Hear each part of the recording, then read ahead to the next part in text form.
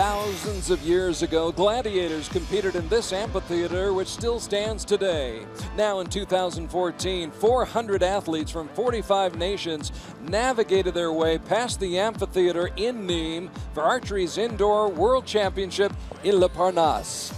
Just off the southern coast of France, this city, once ruled by the Roman Empire, is 2,000 years old and dates back to the 6th century BC. Neem has been invaded and conquered many times, including this week, as the best in the business with the bow and arrow have been on target, battling for a chance to take their shot at a coveted world title.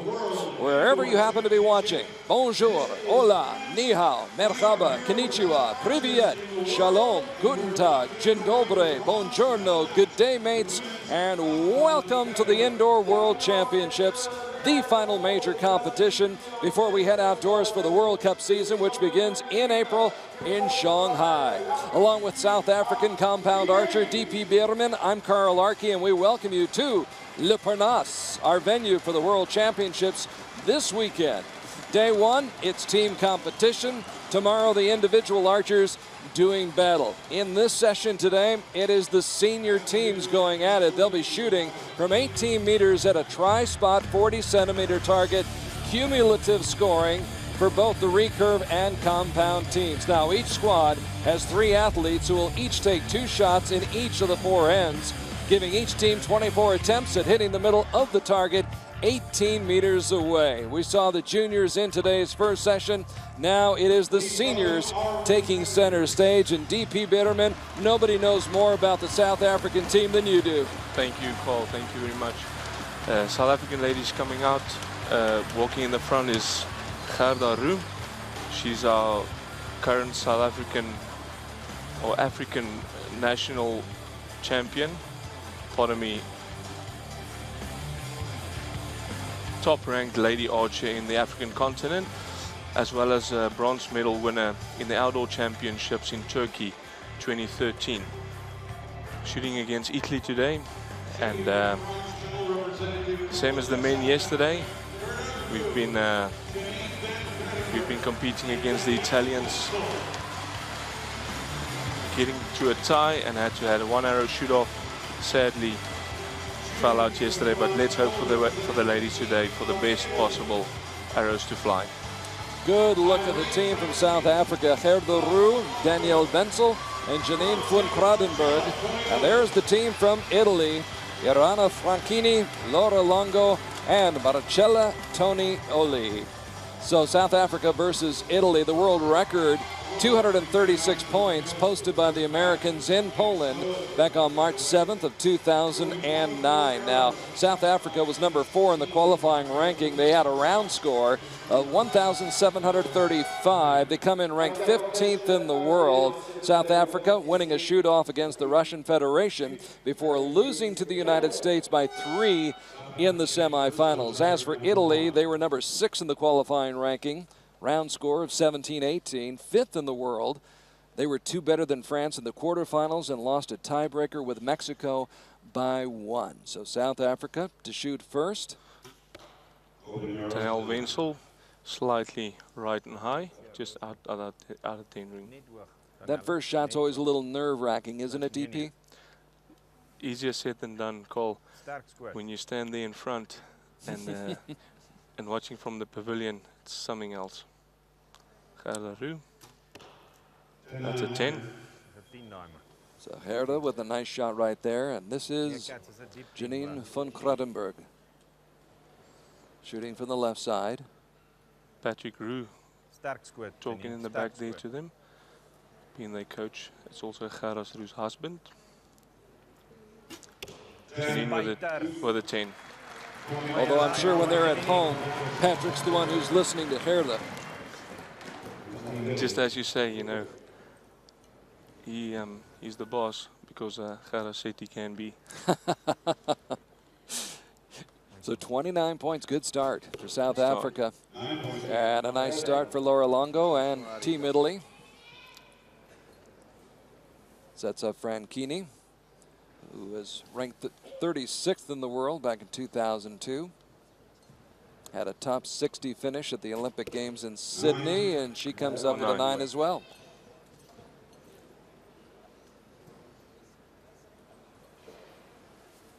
And here is Marcella.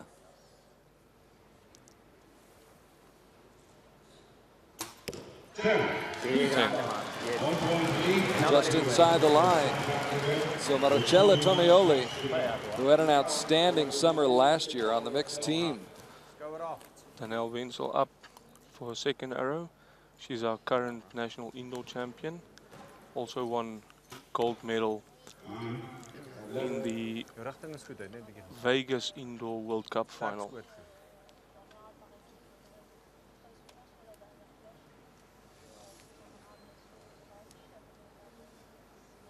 So Danielle posts the 9. Gerda with her second shot of the first end. Nice strong shot, 10 for Gerda. They make it look so easy, Carl, and they look so calm and relaxed when you stand there, but we have a saying, and we say the wind doesn't blow here, but the wind inside you never stops blowing. And a good look at Janine, who posts a 9.57 out of a possible score of 60 in the first end. So Italy possibly could take the lead with 3 straight 10s. Easier said than done. Come primo 9 basso alle 6. Laura Longo, 4th in the world in 2012. Ranked 29th in the world right now. And the second shot of the first end for Elena Franchini.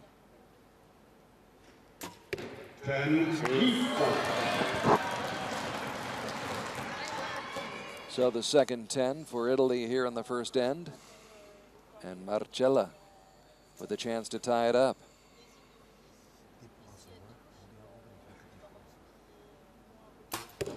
Nine points. So 1 point lead for South Africa. Good start for your countrymen. Thank you very much. We're happy for our ladies. They've been. It's the first time on an indoor world championships or any indoor world event that the team made it to a medal match, and we're very happy for them.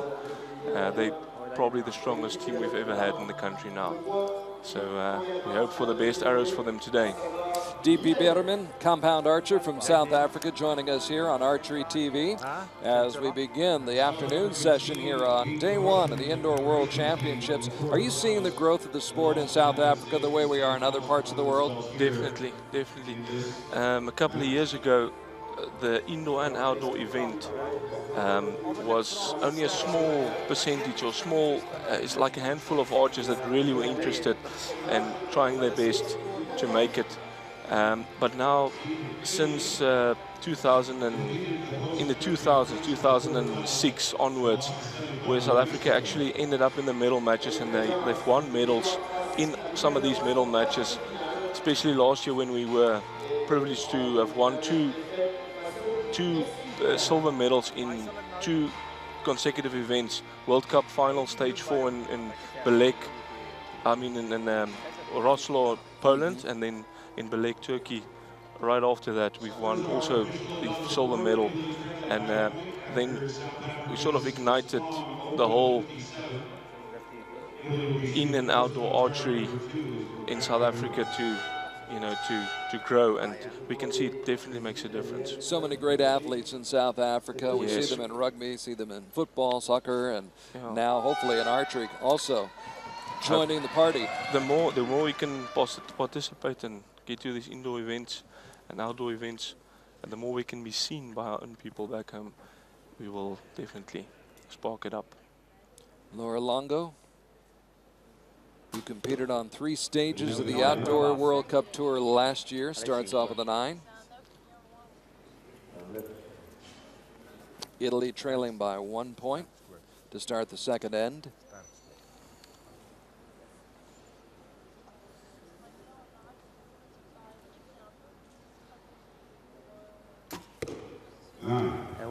Kenny with a 9. You know, I've just been with them back where they were practicing the practice hall, and almost none of them couldn't miss a 10. Both teams. It just shows you the difference when you get your good shooting. 10 for Tonioli. Marcella thinks she's still back in the practice hall. Has come on strong in the last 4 years. Marcella Tonioli, and part of a great mixed team for Italy with Sergio Pagni last summer. So now back to South Africa. Danelle Winsel with a 10. Mooi Danelli. She's the only lady of our South African team that shoots hinge jaw, and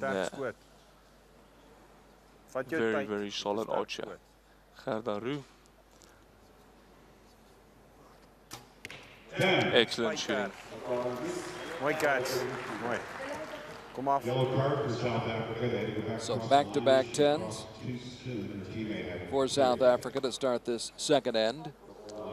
And Janine van Kruidenberg, who we'll see in the individual matches tomorrow. Definitely.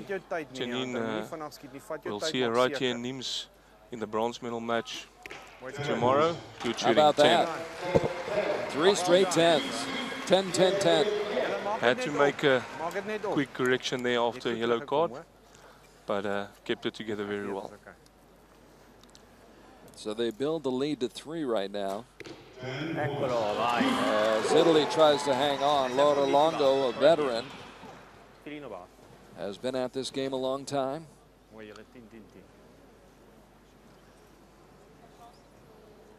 As has Franchini.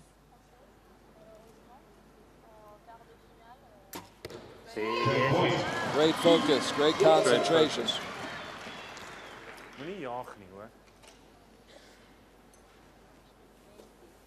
Janine kan op die einde nog liewer sy 9 skiet as julle 2 goed skiet met 10 vang. Another 10. Good comeback from Italy. So they post 57 points in the first end, and on the next 6 shots, 58 points. Janine se opvang. So definitely a challenge right now for the South African squad. 9 points. Live vanaf.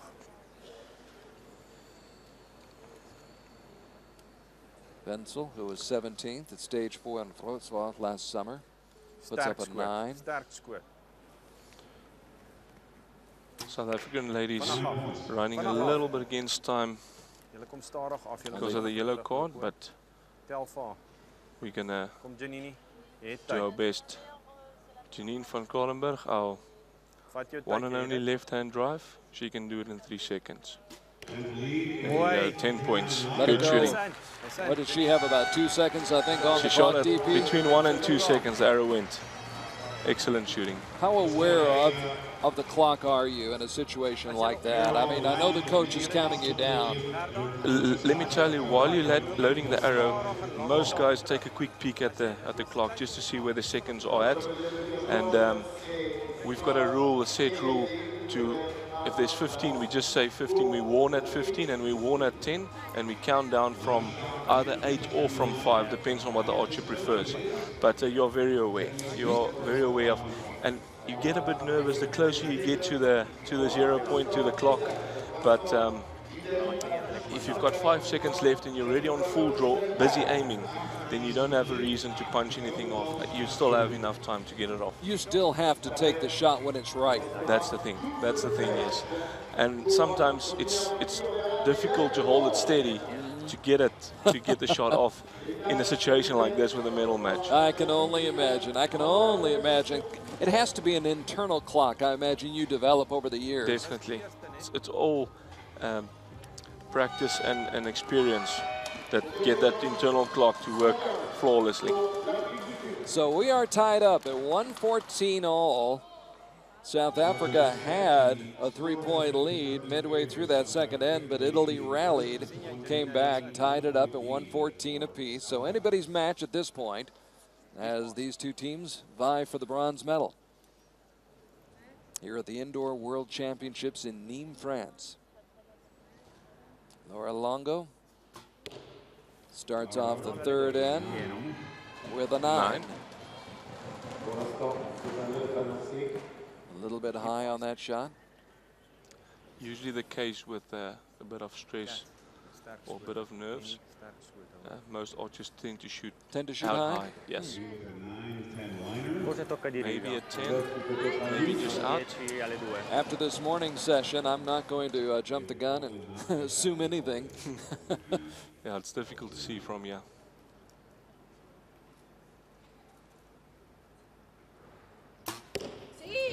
Sì, tocca. And just a little high again. Just high out.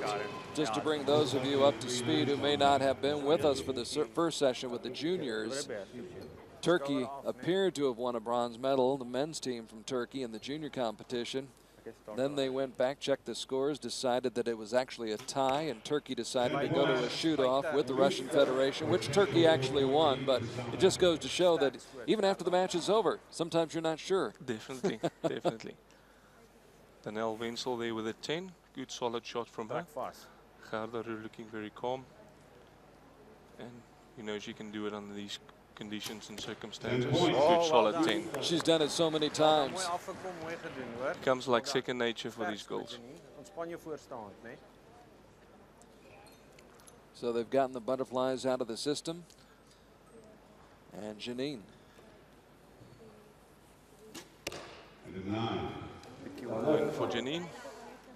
3-point lead for South Africa. So now South Africa goes back up by 3, depending upon that second shot by Italy. We'll find out after the judges have a chance to inspect it a little bit more closely. Laura Longo. Sì, brava. Solid 10 from Laura. Laura, the winner of 3 bronze medals on the 2011 Outdoor World Cup Tour. As jy nog oor jou tyd moet gaan oor en skiet hom in. And Irene Franchini, who competed in the Olympic Games in Sydney. This is the first time she's been competing on this level since 2005, and she shoots a 10.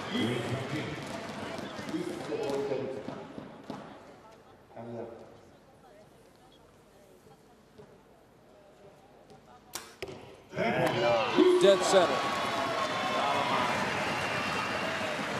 She does that a lot. She does.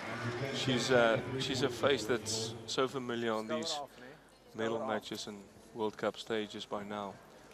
Tonioli, everybody knows her. Top archer, good shooting. Big wheel from Danelle Wenzel. Big wheels. Big wheels. A much needed shot for South Africa. Sterk skoot. After watching Italy reel off 3 straight 10s. Sterk skoot.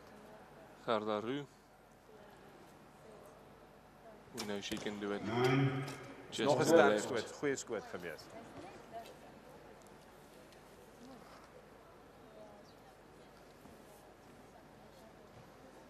Sterk skoot, Janine, ontspan jou hande.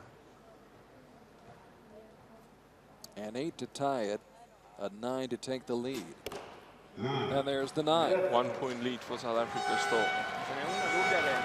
South Africa leading by 3 midway through the match, now leads by 1 after 3 ends, but this is indoor archery, this is compound, it's going to be close. It's going to be close. You know, once you've got either a lead or a trail by 1 or 2 points, sometimes it stays like that right through till the end. Now, it's too quick to talk now, but it happens so many times that once one of the teams got a lead only by 1 or 2 points, up in the end, that same lead stays. If they can just keep up their nerves and do their thing. And all it takes, and we saw that in the morning session, first session with the juniors, 1 shot that's off target. That's all it takes to change the whole complexion of a match. Definitely, definitely. 172-171, that's your score right now. South Africa vying for the bronze medal here in Nimes, France at the Indoor Archery Championships 2014. By the way, the world record established by the Americans in Poland back on March 7th, 2009, 236 points. I don't think we're going to get there today, but I think we are headed for a great finish right here. Look at the determination on the face of Laura Longo. Could be a make or break in this final end. Trek vas, né? Trek vast en squeeze. Laura, who's worked hard, gotten into great shape. Janine, ontspan je voorstaan. Sì, brava. Right down the middle.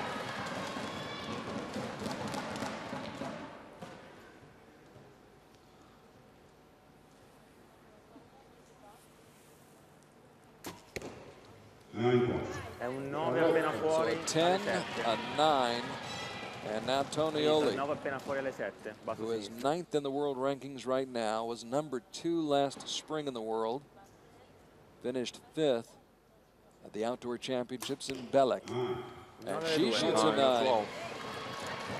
So a great opportunity right now for South Africa. If they can keep it together now, they can definitely extend the lead and walk with the medal. Danielle Wenzel, looking calm as always. 10, solid 10. Excellent shooting. En niet Jerry, sterk skoot. Span je voorstaan, sterk skoot.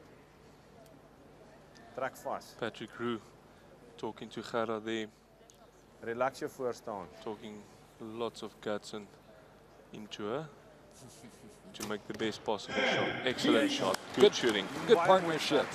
Good partnership there. In more than one field. Janine, Yes. ontspan je voorstaan, hoor. Staan rechtop. Janine up with the last arrow in Wat jou this tyd, skiet first af. half. She's our current South African national outdoor champion. Excellent 10 from Janine. Big wheel. Hij is sterk. Dies. Tens across the board on the first 3 shots. And South Africa picks up 2 points, now leads by 3 in the match with 3 arrows to go. Italy's got a long way to go and a short time to get there. With only 3 arrows left. And that 8-9 liner maybe there by Longo. not the neighborhood that Laura Longo wanted to land in, to say the very least.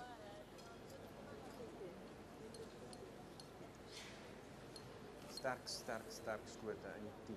Plenty of time. Franchini shooting quickly and shooting a 9. And this match seems to be slipping away from Italy right now. Daniel, je skiet vir die 10 nie. Nie vir die geel. In die middel. Af met jou skouer. Tony Holy with a 9 as well. Just outside the line for Marcella Tonioli, and Italy will finish with 225 points. South Africa Skouer af. just got to keep it in the yellow for now. Danielle Wenzel, Mooi skoot. 9 points. In the yellow, Sterk skoot, Kat. Mooi skoot. Mooi geskiet. Gerda Roux, plenty of time to spare. Trek vast, ontspan je voorstaan. Coach Patrick Roux still talk a lot of 9. Mooi skoot. Final arrow for the bronze. so 6 or better will do it. Janine van Kranenberg putting the last arrow in there.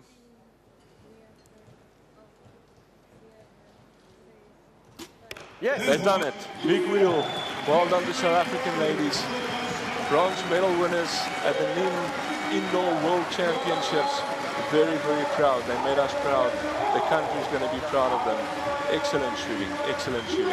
And they finish with great style. You could not have shot a better shot on that last arrow. Excellent shooting.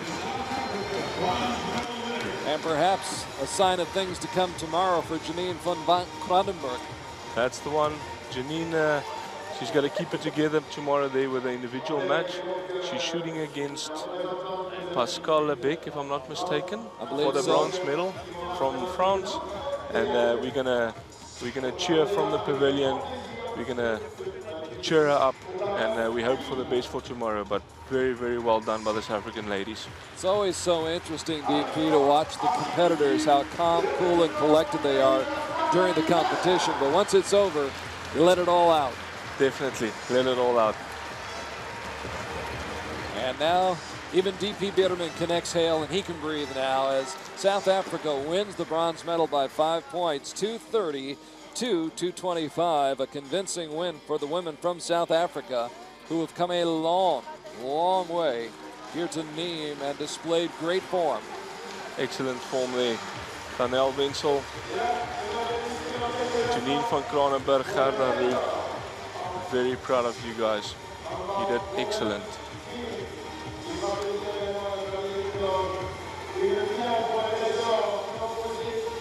And another look at Marcella Tonioli. Outstanding today, but she and her teammates, not enough to hold off the team from South Africa. Gerda Ruud, Daniel Wenzel, and Janine van Kranenberg, who cap off a great week here in Neem. Won a shoot-off with the Russian Federation in the quarterfinals before losing to the Americans by 3 in the semifinals, but they make up for that with a bronze medal here and a 5-point win over Team Italy.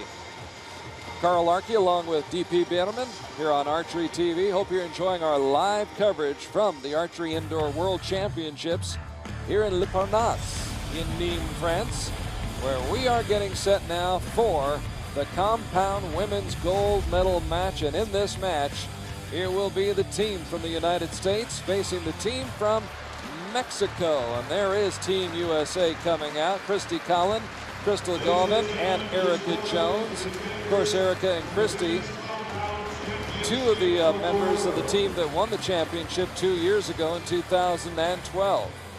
They were #1 in the qualifying in ranking, had a round score of 1763 and are ranked 2nd in the world. The Americans defeating Poland by a dozen in the quarterfinals and then edged South Africa, as we mentioned a moment ago, by 3 in the semifinals. The Americans with the highest scores here in qualifying this past week here in Nîmes. And there's a good look at Team USA from left to right. Crystal Galvin, Christy Collin in the middle, and Erica Jones on the right. So 3 very, very tough customers for anybody to try to take on, especially in a gold medal match, but that's exactly what the team from Mexico will try to do. Rosalia Dominguez, Brenda Marino, and Linda Ochoa have been given the task of trying to knock off the Americans. Marino in the middle, Ochoa on the right, and Rosalia Dominguez on the left. They were #2 in the qualifying ranking, had a round score of 1749, are ranked 8th in the world. Mexico, 10 better than Ukraine in the quarterfinals, and then won a shoot-off by only 1 over Italy in the semifinals to get into this gold medal match right here. Important for Mexico to get off to a good start. Yeah, the Americans, they don't give you a lot of room for error. So let's see what they can do. Christy Collin will start off. Diane Watson in the coach's box for the United States. And Christy, who is back strong after taking a year off. Nice 10, Christy, nice 10. Right down the middle. Solid 10. Your shot, Crystal. And here is Crystal Galvin, who won stage 1 on the indoor tour this winter in Marrakesh. I'm gonna call it a 10. It's close, Crystal, it's close, okay? Yeah, it's left too. Erica Jones, new world record holder for indoor with a 595. Superb score for a lady. That was this week during qualifying. The irony is she lost the next day to Naomi Jones. That's from Britain. Good shooting. Excellent. That's what we call a big wheel. Killed the spider right there on their very first shots. The Americans come out, show they're ready to go. Marino with a 9.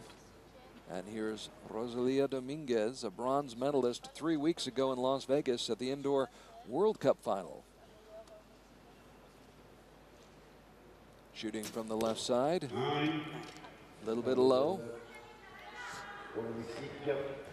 And Linda Ochoa, 10th in the world right now, has been ranked as high as 6th in the world.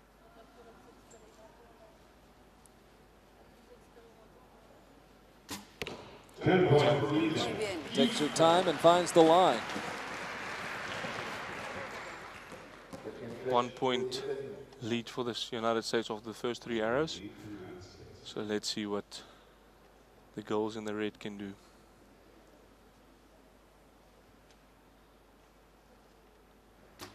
Nice 10, Christy. Another 10 points. for Christy.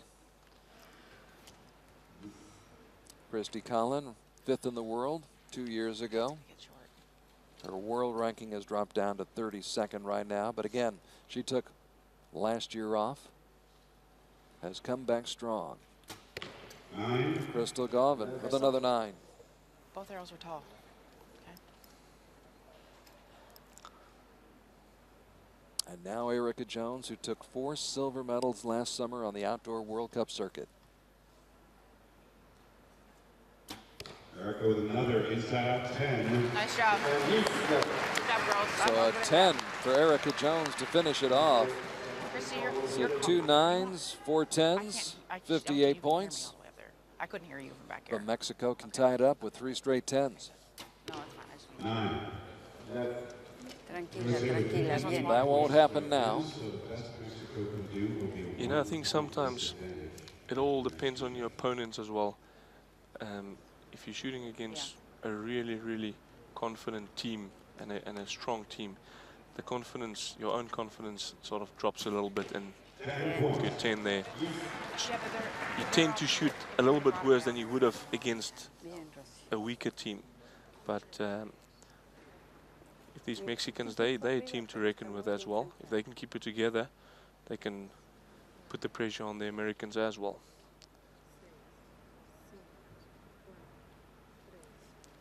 Two seconds to go. Right. Lets it fly. And there you go, right on the line. It's a 10.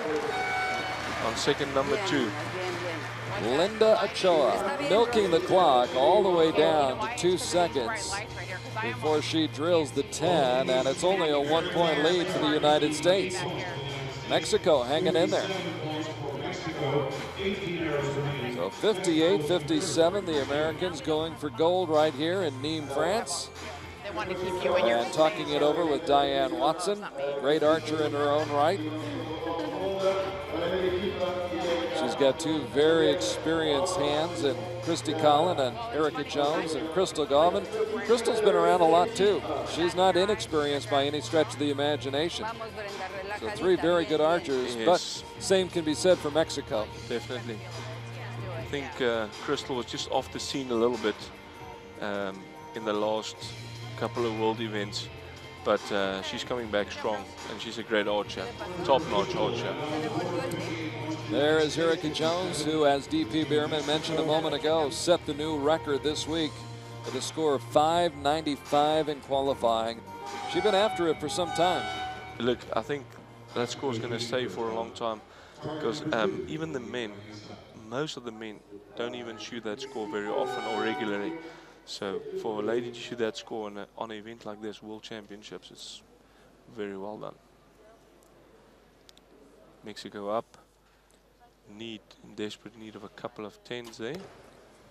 9 points. Marino with a 9 to start off the second end. Brings up Dominguez, 21 years old. 10, solid 10 from Dominguez. Rosalia picking up where she left off in Las Vegas. And now Linda Ochoa in the top 10 at 3 of the Outdoor World Cup stages last summer. Very, very consistent. A bronze medalist at the 2012 Indoor Championships in Las Vegas, and she fires at 10. Looks like they ready to fight back. Strong start to the second end for Team Mexico. Nice, Christy. Nice Good 10. shooting by Christy there. Yesterday against Janine in the semi-finals, she had a little bit of a nerve as well. Christy struggled a bit there, but looks like she's working something, and she come back very strong. 10-9 liner there. So Crystal Garvin trying to get it inside that 10 ring. The judges will decide whether or not she has.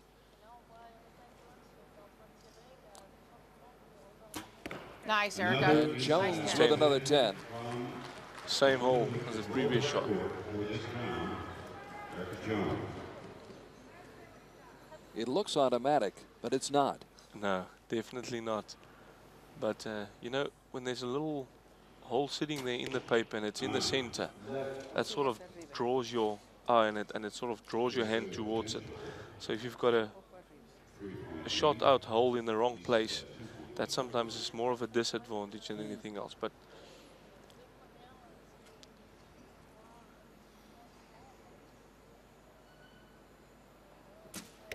Mexico with a solid 10 there. Held it a long time, but it worked out for Rosalia Dominguez.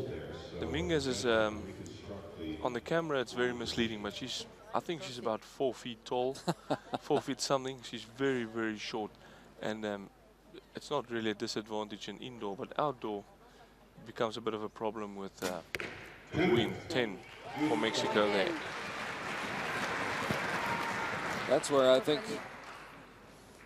the big guys from South Africa have a nice advantage. You're big, strong archers, and you get outside and you shoot in that wind, and you have the strength. And yeah, the wind doesn't blow you around as much as a smaller or a lighter Nice sort of 10, guy. Christy. Christy with a 10 there for America. Consistent Christy Collin. Setting the table for Crystal Garvin. Crystal coming off a silver medal performance at the Indoor World Cup final in Las Vegas 3 weeks ago. Okay. And she's off target just a little bit.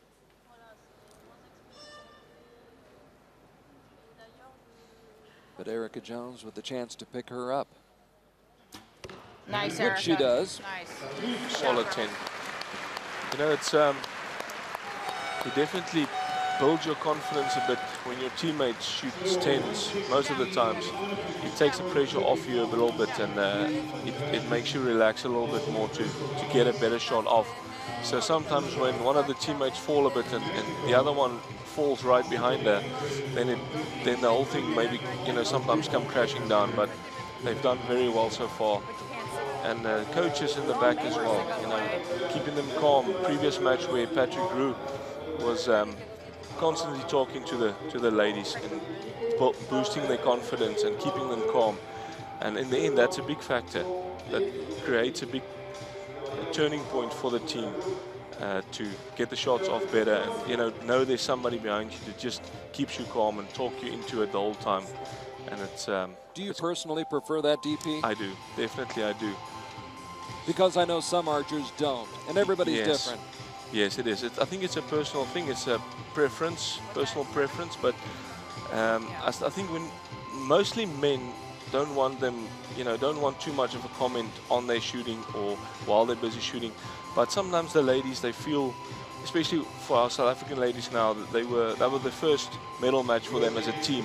And I think it's important then to just have somebody there to calm them down a bit and, you know, Talk them through that. Talk them through and keep the nerves down a little bit. Makes a big difference. Sometimes I think when it's just silent, that's almost distracting in and of itself. Definitely, definitely. You can almost hear your own thoughts. That's the thing. And then you know, the nerves, they build up and they spike a little bit quicker when there's like nothing said or done. And it's only you and the target. So sometimes a little voice in the background helps a lot. So a 2-point lead for Team USA. The Americans had a 1-point lead after the first end. Lead by 2 midway through the match is Brenda Marino. Eyes the target. I9 from Brenda. Brenda was 9th at the World Championships outdoors in Balak last fall. And here's Rosalia Dominguez.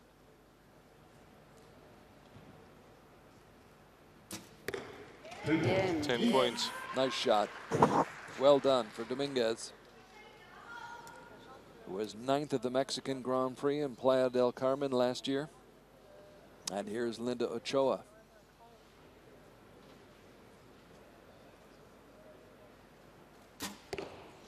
Yes. Good solid 10 from Linda. Right on target.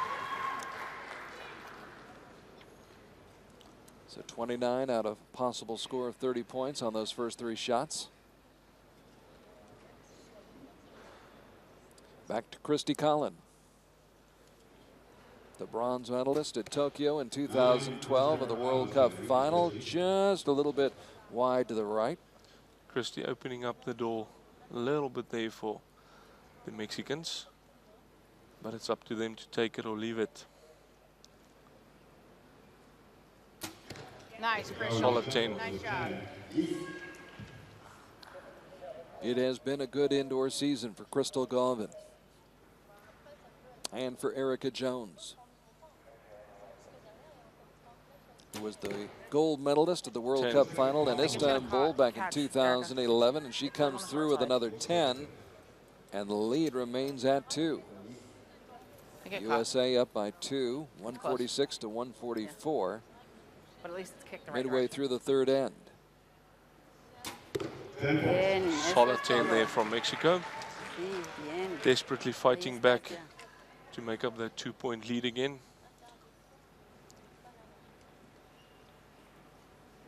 Dominguez trying to keep the streak going. Solid 10 from She does. Dominguez. Fighting back hard, these Mexican ladies, in the third end. Linda up with the last arrow in this end.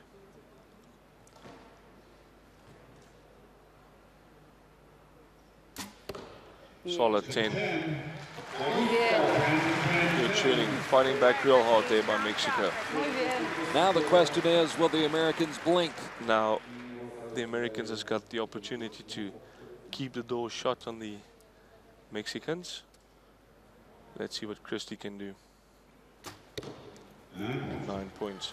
Aha. So after 6 straight 10s shot by both teams, the streak comes to an end as Christy Collin posts a 9. Christy had a 9 on her first shot of the third end. Crystal Galvin had a 10, and she comes back with another 10. Good shooting.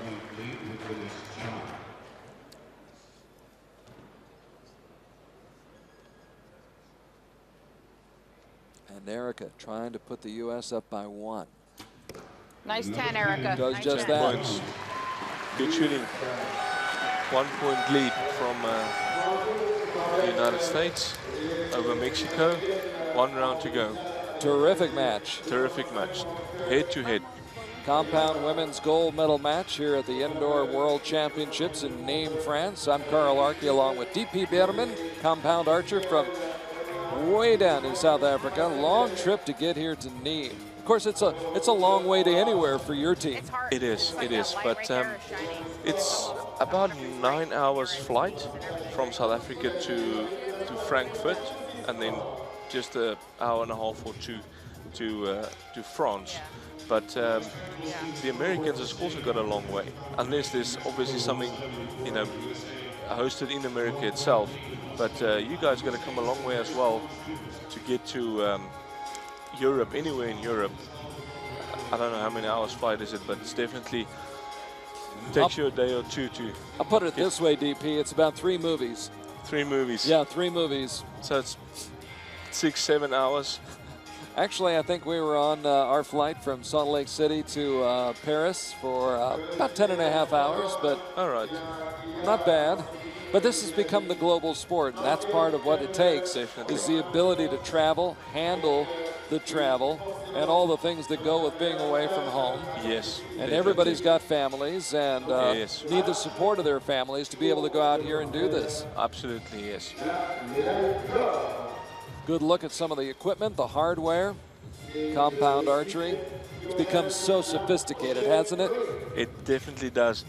Especially the arrows, the releases, the bows itself. It's if you take 10 years ago and the bows and the equipment 10 years ago, and you look at the same equipment today, it's almost miraculous what the guys have done to it, and it helps. You still got to hold it still though. You mean there still is a human element involved? There's a big human element. 10 there from Mexico. There's the human element right there. That's it. And you know what? When you get to a stage like this, on this level, it's really, really the team that can keep their nerves down the best on the day. That's most likely to win the match. And at this level, everybody's got tremendous equipment. Definitely. So it still comes back to the individual archer. Definitely. If you take eliminations, I'd say any of the top 20 men, or even more than that, can end up with a gold medal in the end. That's really how good shooting by Mexico. 10, 10, 10. Fighting back really hard to make up that 1 point. There's the trifecta for Mexico. 3 straight 10s, throwing down the gauntlet here in the 4th and final end. The crowd getting into it now. And Christy Collin Nice 10. needs a big solid shot. 10. She got it. She got it when it mattered.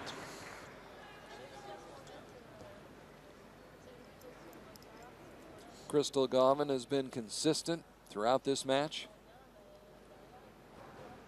Looking very calm there, Crystal. 10-9 liner, maybe just out. But let's rather call the judge on that one. We'll see how critical that is in the outcome. That could be a very, very important decision for the judges. Nice, Erica. Very And nice. Erica 10. with another 10. Another 10. So we are tied with 3 arrows to go. This match finishing off and looking like it could be going to a 1 arrow, depending on the last 6 arrows. 10. Marino looked a little bit shaky there, but was able to hold it together. Definitely, she just did have a little flinch there, but managed to pull it together again. Takes a top archer. Keep your nerves down. Now Dominguez. Solid 10 from Dominguez. Throwing darts up there right now. And Mexico so far refusing to miss here in the final stretch run.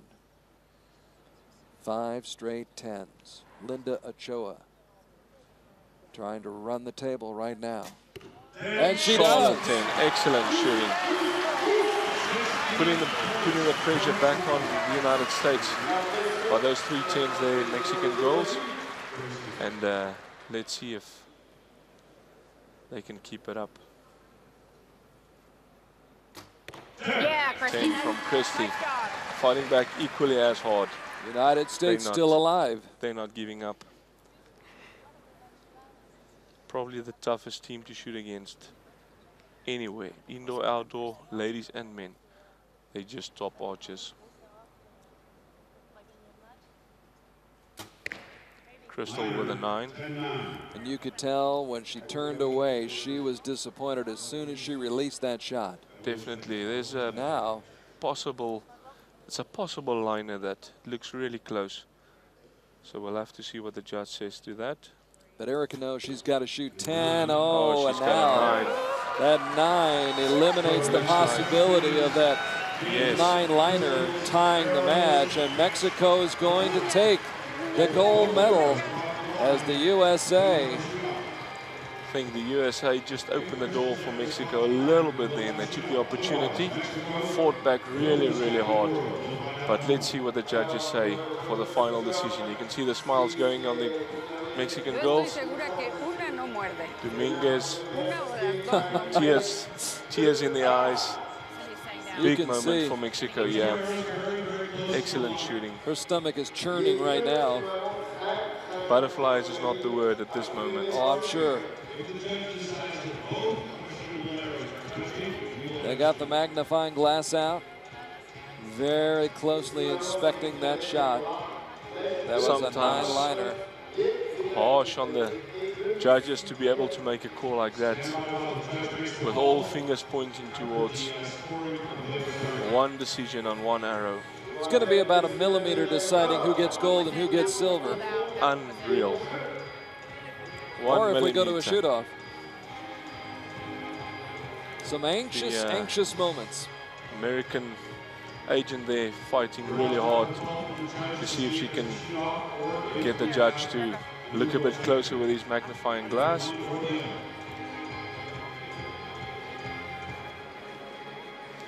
Cindy down there marking the target, pulling those arrows out. And again, Team Mexico.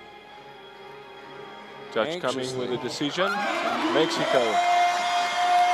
It's Mexico. Excellent shooting, Mexico. Well done. Well done from both teams. They fought really, really hard. Tears flowing.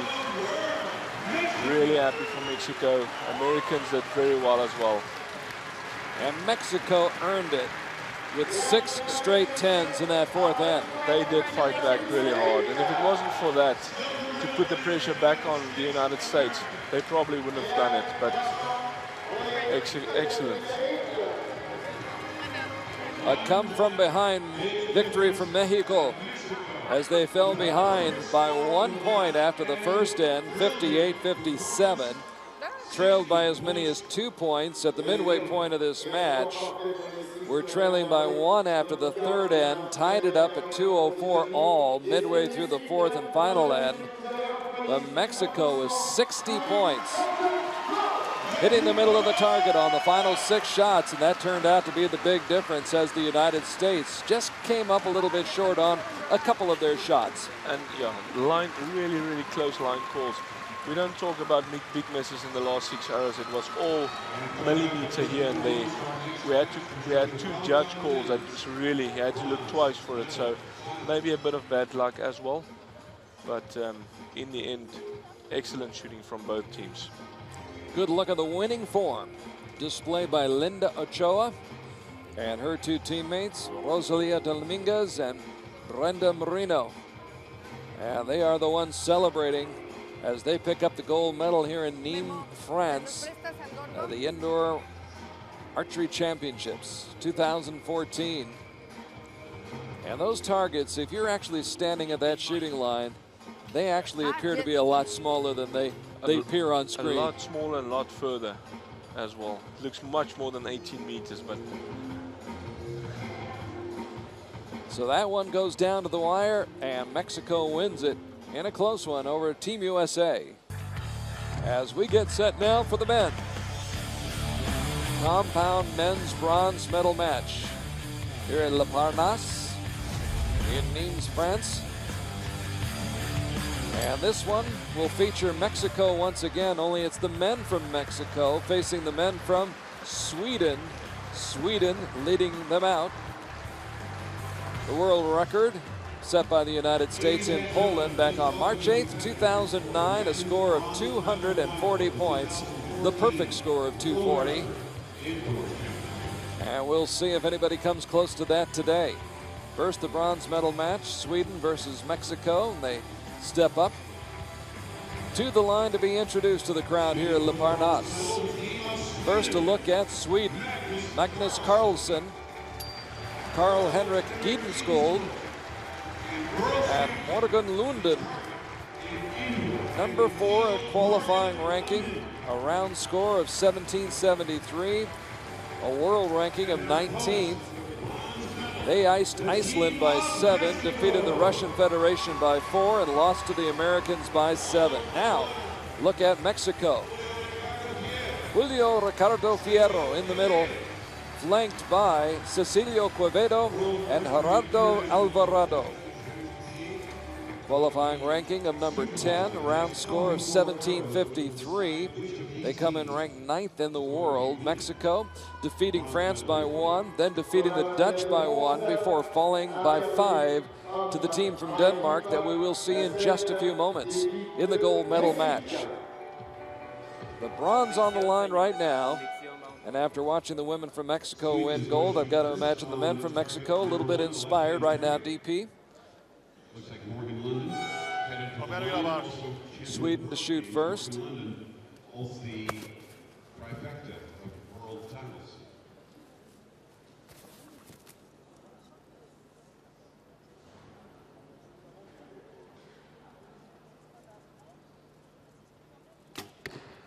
Solid 10. Good start. Yeah, the Mexicans, they take up the stage today more than once. Let's see if the Swedish can resist. 10 points. Solid 10 as well. Makes a difference if you start with 10s, huh? Builds that confidence right from the get-go. Definitely. And here is Gidenskold. 17th at the 2012 Indoor Championships in Vegas. Not a bad start, though, for Sweden. Todos respirando. Venga, Julio. Julio Ricardo Fierro.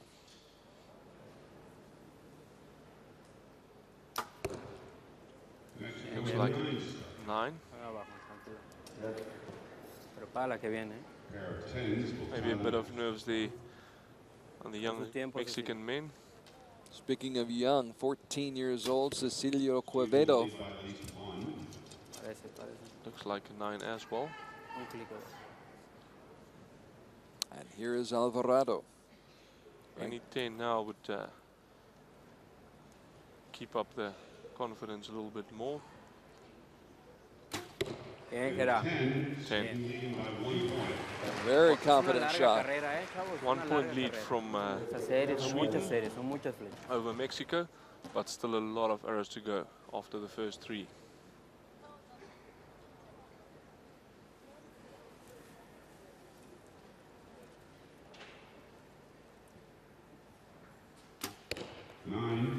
Es larga carrera. Morgan Lunden, who was #1 in the world back in 2006. A top flight archer, as is Magnus Carlsen, who had a top 10 finish in Antalya back in 2011. He shoots a 10.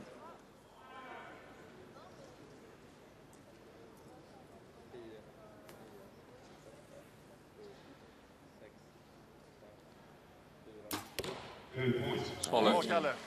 Gidenskold. So 2 down for each. Mexico 3 arrows to go. Respira, So if Yula, they can respira. keep it full now, it's a tie after the first end. Fuerte atrás. Let's see what the young men from Mexico can do. Yula, sigues abajo. 9. Voy a llamar unos 3. Second 9 for Fierro. This young man, Dale if he can tiempo, keep Cecilio. doing what he's doing, we might see him a lot Bien, Cecilio. still on Dale the uno más. good 10 shooting there on the circuit for the future to come. Only 14 years of age, so there's a lot of room for him. That's Okay, amazing, isn't it? It is amazing. But there's quite a Tranquilo, couple of young tranquilo, mucho archers at the tiempo. moment. Tranquilo. If you look at Respira. Mike Schluscher from the Netherlands and Stefan I was Hansen going from to say Denmark, Stefan Hansen, yes. and Trabájala, they que top trabájala. archers. They've won senior and junior Bien, que events while they were still juniors. So excellent shooting. Good shooting by Mexico. I sometimes wonder when they're that young if they actually sense the pressure that some of us older guys might.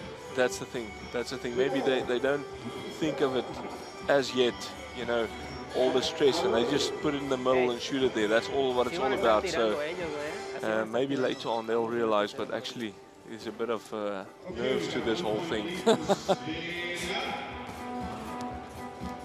Yes, the older we get, the more nerves we develop, or That's so the it thing. seems.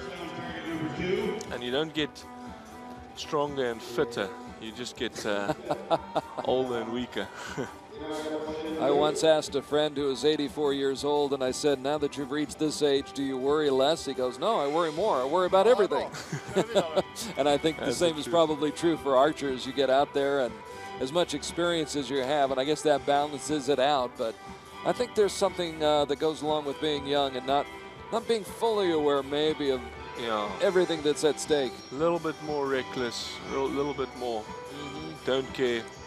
And but we have to admit, these youngsters on the stage today, on the World Archery stage, they shoot very, very well. Real well yesterday against Stefan Hansen, had it head to head, and just in the end Rio And passed him with a one arrow. And they're not intimidated. DP, they're not scared. Well, it doesn't look like it. I think deep inside there's a little bit of Maybe something. a little bit. Shooting against Uncle Rio now. Gotta keep it up. Uncle Rio, whom we'll see tomorrow. Definitely. Actually, we'll see Bien, Yula. Bien traje. Rio in just a Bien few traje, minutes. bien traje. Rio will be on this stage in just a few minutes in the gold medal match. Cecilio, respire. By the way, after that Mire. first end, it was Cuánto Sweden tiempo. leading Mexico 58-57. But Mexico starts off Bien, strong and continues to shoot strong. Could be at 10. Back to back. Back to back. If they can keep it up there.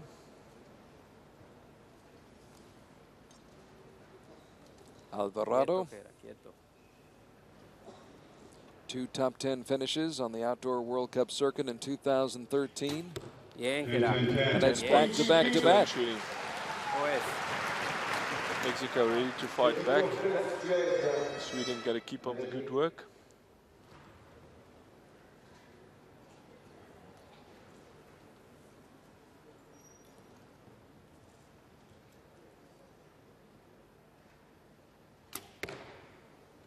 Bro, 10-9 liner, maybe just out for a 9. Morgan Lunden.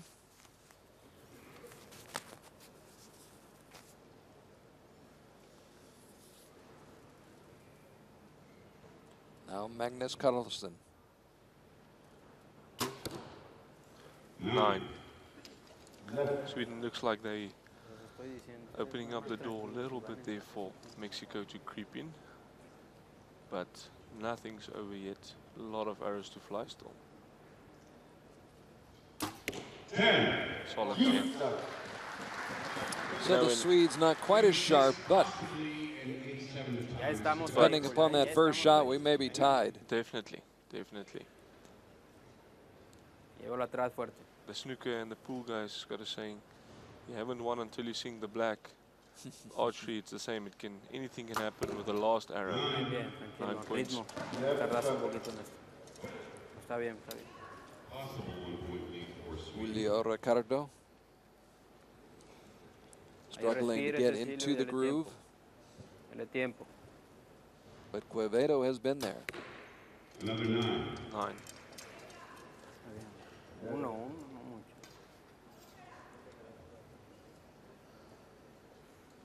Estás alineado, estás bien. Ayúdanos siempre. Tranquilo, van a caer, van a caer. 10. Solid Bien, 10. Jera. Alvarado with a 10. Sweden to So the bronze medalist from the Mexican Grand Prix last year picks up his team. Now Morgan Lunden in the top 10 2 years ago at the Indoor World Cup final and the Indoor Championships in Vegas. possibility of a 1-point lead for Sweden. The next shot's a 10, and the first arrow is in. Olvida todo esto, tú solo, tú y la paca, nadie más aquí. Tú solo y la paca. Y si te empiezas a seguir, 10 points. 10 points, big wheel. los huevos también. Por eso no estamos estás tú aquí, At this por ahí stage, estás aquí, it's very, very por ahí estamos en esta pinche final. possible for the match to fall either way. And another 10. Big wheel 10. Excellent shooting there by I don't usually we have a tie, but it's Giedenskold right down the middle. Carl Henrik Giedenskold with a 10 to finish off that second end. And the Swedes swinging away at Team Mexico here in the men's bronze medal match. Day 1 of our finals here at the Indoor Championships in Nimes, France. And after 12 arrows, 115 points for Sweden. Sweden trying to pick up the bronze medal. And Mexico trying to follow up on the women's gold medal performance just a moment ago in the women's compound gold medal match. Mexico defeating the United States in a thriller. And this one maybe going right down to the wire as well, tied at 115 all. Now, both teams, didn't come here to give away any match. They will be fighting till the very end. And all looking very calm at the moment. Doesn't look there's a lot of nerves involved, but we'll have to see. Let the arrows do the talking. What's going through your mind right now if you're out there, DP? You know what? If I see how the guys are shooting at the moment, I can't help to think back about the times when we was at the stage ourselves, you know, on the blue carpet, shooting against the United States in Poland and shooting against Denmark in Turkey. And the way you feel there, it's such a privilege to stand there and the world is watching you shoot. And look, it creates a bit of a shake, but in the end, it's such a privilege. And I just hope for these guys they can make every single shot count, because you're so disappointed afterwards if you think back and you say, oh, I messed that one up, or I messed that one up. If I just concentrate a little bit more on that one or that one, then the whole thing could have been different. But Tranquilo, Cecilio, te lo dije. they say if, Respira, dale tiempo ahí. That is sports. that is sports. Otra vez, ¿estás bien, güey? ¿Estás arriba, estás abajo? Tranquilo, van a entrar, en el momento clave van a entrar. Tranquilo. Yeah, they say if ifs and buts were sweets and nuts, we all had a better time. Yes. But nobody is perfect, at least not so far today. So far today, they all show they're also human. And another 9. 9 for Mexico as well. So 3 straight 9s for Mexico. And an opportunity provided for the Swedes. Take the lead. Morgan Lunden usually takes advantage of opportunities like this. Definitely. 10. And he does right there. So a strong start for Sweden here in the third end. Potential 4-point lead here.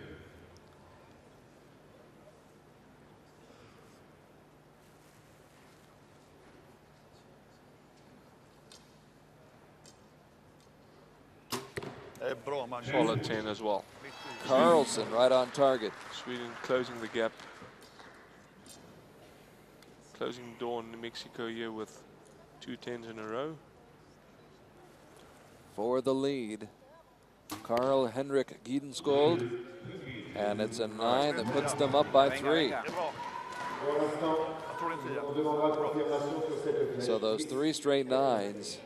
And that may be actually a 10. We'll have to wait and see. It could be a 4-point lead, conceivably. Well, those 3 straight 9s to start this third end from Mexico, putting them behind the 8 ball. Fierro comes fighting back with a 10. Le tiempo. Solid 10 from Mexico again. Ya empezaron a entrar. Not ready to give up yet. Es mucho tiempo, Gerard. Te vas a acomodar con 20. And Alvarado.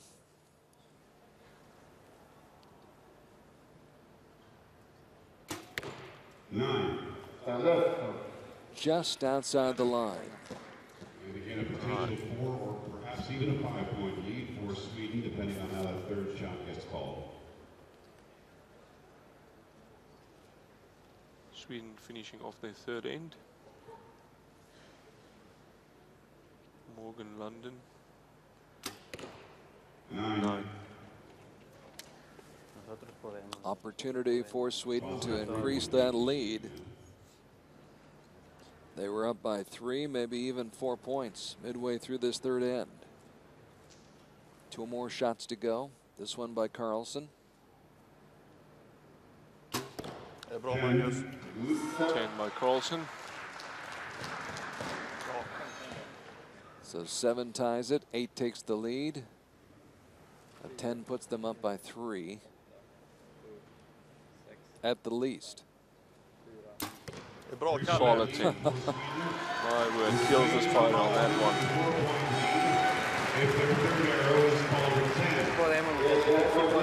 Smack dab. Taking a lot of pressure off themselves with this end, and if they can keep it up as it is now, they can definitely take this match easily. So there you see the scores.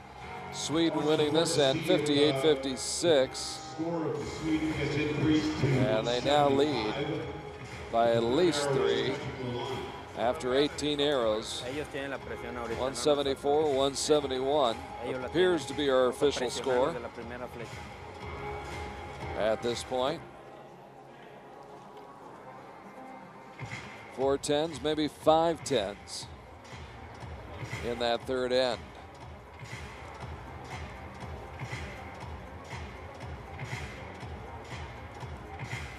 So a golden opportunity for a bronze medal for the team from Sweden. Magnus Carlsen, Carl Henrik Gidenskold, and Morgan Lundin.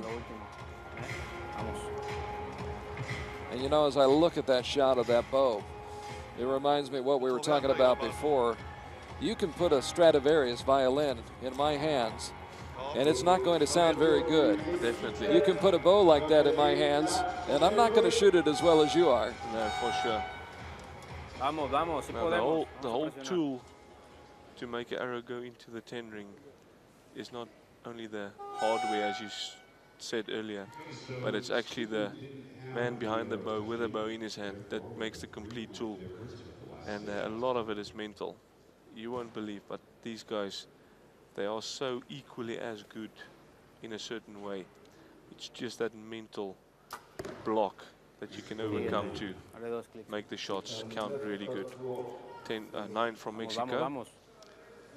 They have to put them right in there now to close the gap, or hope Sweden makes more mistakes. 9 again. But usually on a level like this, you can't count on your opponent's mistakes. You got to put them in there yourself. And when you're shooting 9s, you do not give yourself the opportunity. 10 from Mexico. Yep, 9s just creates that little bit of a gap, and if the opponents, and by shooting 9s, it takes a little bit of pressure off the opponents as well. By shooting 10s, it creates pressure, so it's a whole pressure fighting thing, back and forth. 10. There's internal pressure, there's external pressure, pressure from the other team, the pressure you put on yourself. Cameras in your face, see yourself on big screen all the time. So And that has changed over the last 10 years. It did. 10 years ago, you did not have those distractions, did you? No, not at all. 9 from Sweden, but they still got a big lead. Of course, I imagine if you're really dialed in, DP, and you're really focused, you're probably not noticing a whole lot of other things Definitely. outside that target face. Definitely. But sometimes, especially with not a lot of experience, especially newcomers to the stage, if you go onto the blue carpet for the first time, there's a lot of things you see, and you know, a whole stage full of people, cameras, your name is on the screen, your face is on the screen. So it definitely makes a difference if you've got a lot more experience. The organizers here in Neem doing a great job of providing this great setting, as there's another great shot right there. Quevedo, nice shot. Alvarado needs to follow that up. We've got the big screens throughout the arena. Wonderful lighting. And a lot of fans in the stands here for the afternoon session for the seniors. 9. So low for Alvarado. So Mexico. Hill 228. Hold the Vikings 28. out of the door of Mexico. Can Sweden keep it together? They can just keep it in the yellow. They'll be still winning by 2 points. 9. 9 for London. Sweden with 3 points to play with here. And a cushion for Carlsen to work with as he draws it back. Stabilizer bouncing there by Carlsen. Well done. Excellent shooting. Strength and experience. And there it is, 7 to win. 7 to win. Solid 10. And Sweden takes the bronze medal right here in Neem, France, with the World Indoor Championships. Excellent shooting. They held it together very well. Mexico fight back. They fought very hard, but in the end, the best team won. And well done to the Swedish. Carl Henrik Gidenskold with the final shot. Right down the middle of the target. Hit that center ring, the 10 ring. Nailed the shot and delivers the victory for Sweden here in the compound men's bronze medal match in Nimes, France. So a strong performance by the Swedes. This match was in doubt at the midway point, but midway through the third end, Mexico started to fade, Sweden started to pull away, and the Swedes wind up winning by 4, 232 to 228. So through the first 3 matches, we've yet to see a shoot-off, DP. Well, so far so good. They've fought it back in such a way so there was no shoot-offs. But if you take a look at the scores, Carl, it's for a team score, I'd say anything 235 and upwards is a more of a decent score. It shows you the difference it makes when you stand on this blue carpet and the whole scenery has changed and everybody's looking at you and the pressure's on you. What the score can do. I mean, a 228 against what was a 231. Sure. It's most of the ladies' teams shoot better scores than that, but that's not what it's all about. What matters is what you do at that moment. If you can beat your opponent by 1 or 2 points, even if it's a low score, you still won the match. So good shooting there by Sweden. And for fans, just to put this in perspective, for fans who may not be as familiar with the sport, when you're going through qualifying rounds earlier in the week, there could be 100, 200, 300 archers lined up across the field, and everybody's just shooting, minding their own business. Here you are in the spotlight, and the spotlight now is on the men in the compound gold medal match, and this should be a great one between the United States and Denmark. And these two teams have gone at it the last couple of years. In fact, last year in Antalya at stage 2, Denmark defeated the United States in a great match there in Turkey, and we expect to see fireworks here in Nimes, France today. The world record again, 240 points, established by the United States back in 2009 in Poland. But they've got a tough one on their hands with the Great Danes right here. Martin Damsbo, Stefan Hansen, and Patrick Larson. And there's a good look at the American team. Jesse Broadwater on the left, Ray Galantine in the middle, and Uncle Rio Wild, as DP refers to him, on the right. Rio sporting a little bit of a beard right here in France. And for Denmark, Martin Damsbo.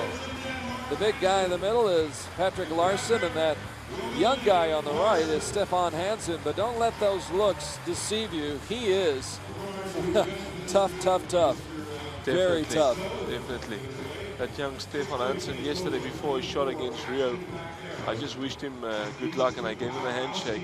And as skinny as he looks, you won't believe how strong that little guy feels. So he's got to be to hold up that heavy bow. But Rio against Stefan again in this team event. The Americans are on target number one in the qualifying ranking, number 1 in the world. Defeated Great Britain by 5 and Sweden by 7 to get to the gold medal match. And Rio up with his first arrow. Number 2 in the world, Rio Wild. USA. Slightly off target for Rio. Luckily a lot of arrows to come back with. Jesse Broadwater. Very solid, solid 10. You know, Jesse always, he looks so emotionless. He doesn't blink, he doesn't move face muscle at all. He's such a solid archer. Nice. Braden Gillentine just out to the top left. Not the best of starts for the United States on the first 3 arrows. That doesn't put a lot of pressure on the Denmark team. So let's see if they can come back with a counter. Here is Patrick Larson, who burst upon the stage last summer, winning a gold medal at stage 2 in Antalya. And he starts off with a 10. Sets the stage for Stefan Hansen.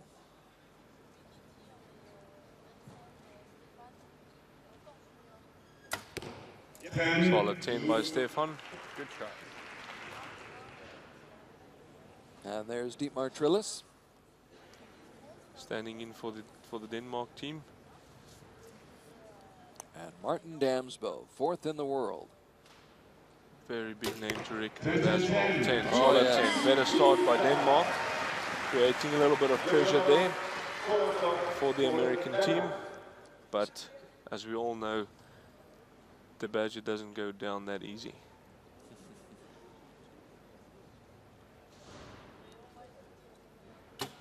Yes. Solid 10 by Rio there.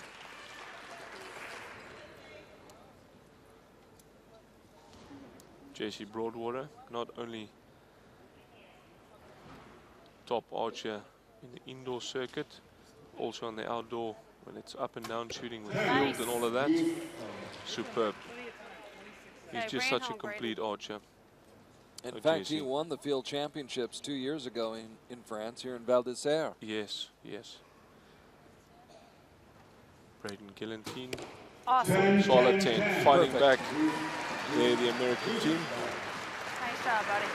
So after a little bit of a shaky start with the 2 9s, the Americans reel off 3 straight 10s, which is what Denmark did on their first 3 shots. Patrick Larson. 9. Daylight. 9, opening the door a little bit there for America to sneak in. Stefan Hansen. Solid 10 from the youngster. I think we're going to see a lot of him in the future to come as well, Carl, especially on the indoor event. He's such a solid young man. Martin Damsbo. 10 for Martin as well. 1 point lead by the Denmark team over the United States, but still a lot of arrows to go, so we'll see what happens. Martin Damsbo, of course, the gold medalist in the World Cup final in Paris last fall, in the shadow of La Tour Eiffel, and it's a good look at Patrick Larson. You know, it's funny how life is. Patrick was not even supposed to be in Antalya at stage 2 last year, and then somebody fell out. He was the alternate. He gets the call up. He was going to spend the week working in the garage on cars, and all of a sudden he's in Antalya and he's winning a gold medal. Can't believe it. Can you believe it? It's it just shows you. Right place, right time. Right place, right time, and he took the opportunity, made the best of it. And it carried him through the summer, and of course Denmark was great all summer long. This is a terrific team. We see them outdoors, now we see them indoors. 2 of the top teams in the world going at it right here, battling head to head, and 1 point separating them after the first 6 shots. All these guys, you can look at their eyes, they don't even blink when the string goes. It just shows you they molded archers. We're first, guys. Denmark got to the gold medal match by edging out Italy by 3 in the quarterfinals, and then they finished 5 up on Mexico to get to this gold medal match, where they have a 1 point lead. So the Americans will shoot first here in the second end. Real wild on the line quickly, get the arrow in so you can take your time on the shot.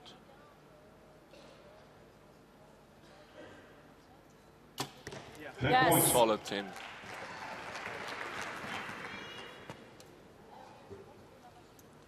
Brings up Jesse Broadwater, who won a silver medal in Torino in 2011 at the Outdoor Championships. Yes. Solid 10. He just knew that one was going to go in. See his face.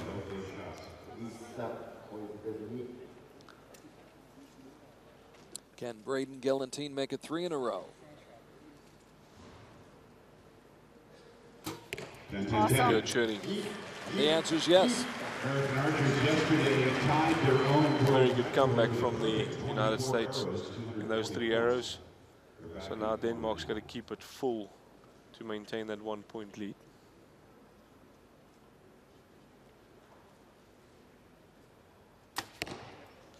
And the man who is ranked 6th in the world finds the center of the target.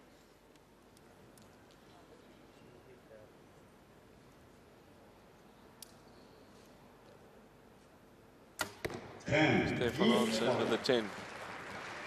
Looks like they want to fight back on this one.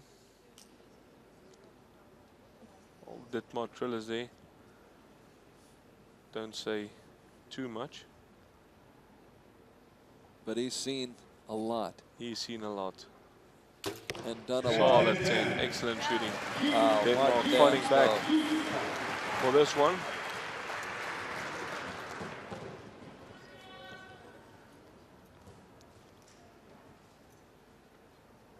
Still a 1-point lead after both teams come out firing 3 straight 10s to start the second end. Nice. Solid 10 by Rio.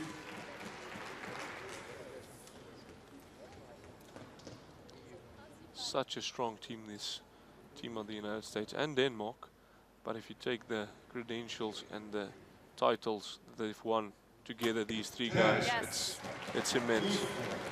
It's such a team to reckon with. And such competition within this team. Oh, Just to be able to travel to the World Championships, World Cup events. 10 as well. 6 straight 10s in a row from the United States. Now that's... Did it catch the line? That's the question. And you can tell they've got binoculars out checking that. They look a little confident, but in the end, the judge must make the decision. 10 from Patrick Larson. Yeah, the Danes don't want to take any chances. No. Take care of their own business and let the judges sort it out. Now the baby-faced assassin with another 10. 10 points. Not sure he even shaves. I don't think so yet. He'll start in a couple of years. Martin Damsmo. Cool and calm. Takes his time. Right on 6 seconds, right in the center. Excellent shooting. They fought back really hard. Damsmo drills another one, dead center. And the Americans with a look of concern right now appear to be trailing by 2 points. 119-117, the advantage for Denmark. And again, these 3 archers from Denmark defeated these Americans, at least Braden and Rio, in Antalya last summer. So they've done it before. They've got confidence going up against the United States. Definitely. And Braden's is in If you've been up to a certain team in the past and you manage to win the match, then there's a built-in sort of confidence already. You know, when you get to them again at some stage. Then, now they have ruled that one shot was a 10, and that so makes a difference of 1 point, still so it's a 1 point match. Excellent. This is so tight. So 119 against 118 for Denmark over the United States. I'll buy him a new one. So the USA with 6 straight 10s in that second end. And they needed all 6 of them to stay and keep pace with Denmark. Definitely. Rio Wild on the line for the United States of America.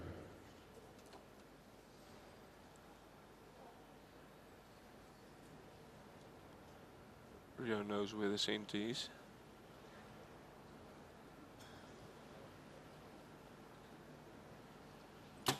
Nice. Solid 10. Way to go, Didn't Rio. blink once.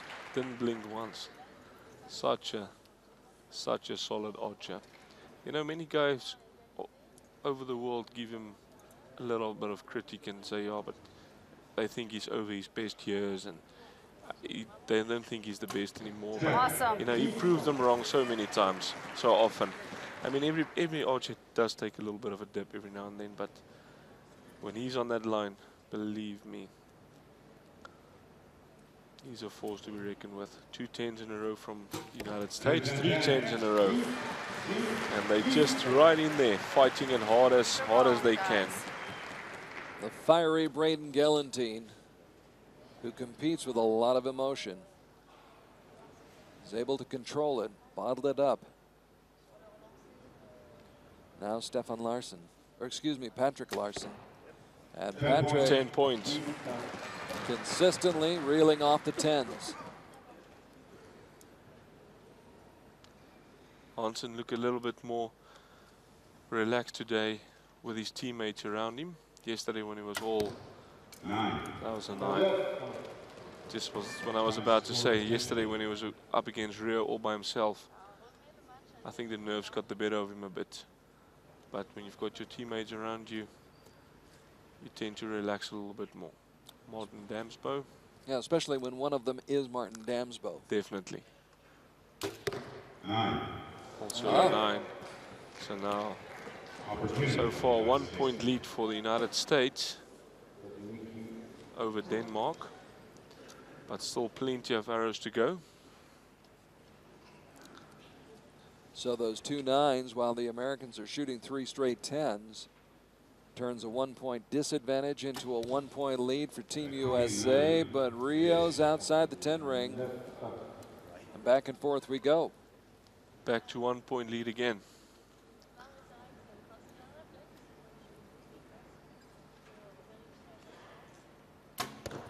Jesse, Yes. looks like it could be a 10. Gotta get out the binoculars once again. That one too close to call from our vantage point. And now Braden Gelantine really Nice. needing a 10. And that one may be too close to call. 2 really close liners there. So judge has got to get his little magnifying glass. Patrick Larsson, big strong guy. Let's see if he's got the big nerves as well. 3 straight 10s, they can regain the lead. At least it would appear to be the case. 10, solid 10. There's the first one that Denmark needs.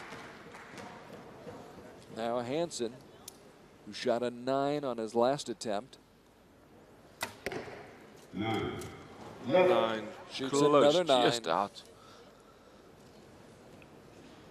Martin Damsbo, Goes like this, so it could be because of the light. he knows what the need is at the moment. And he's putting it right there. 10 points, excellent shooting. So now we wait. Now we wait for the judge. And you know what, the closer you get to the end of this match, especially when it's tied like that, 1 point, even points, you know, either way, it's the pressure builds up so badly. Even those big guys, those big shots, world-class archers, they just tend to shake a little bit, and the nerves, you know, you got to be a little bit drunk to not have nerves there on that line. Looking at Martin Damsbo, I can't help but remember last summer in Antalya when he was matched up in the bronze medal match against Braden Gelantine. Braden broke his bow, and Martin handed him his backup bow, and they went out, competed against each other. Damsbo still beat it, but I thought it was one of the great displays of sportsmanship I've seen. That's excellent, Jar. And you know what? That'll be remembered in the future, always, for that, for Martin, you know, giving his bow to his enemy at that stage. At that stage, yes, his opponent. Yeah. Okay, guys, we're going second. Dietmar Trillis taking it all in the coach's box for Denmark. And it appears as though, unless we get some new information, that we're tied at 177.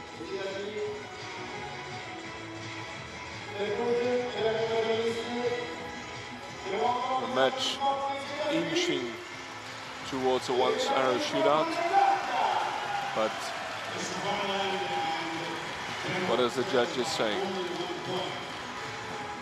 They'll be seated first as we go to the final, and will the Americans repeat their performance of yesterday with just one more perfect end?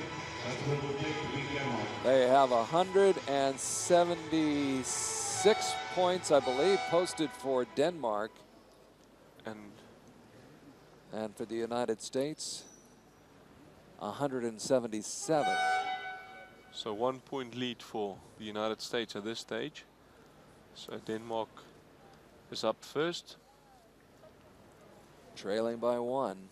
And Larsen desperately wanting to find the center. Looks like a 10-9 liner, maybe a 9 on that one.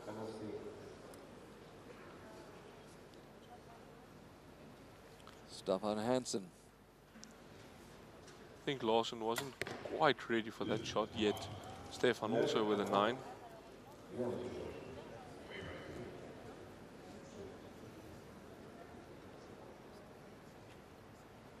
Okay, nice and strong, Rio. Damsbo with a 9-10 liner.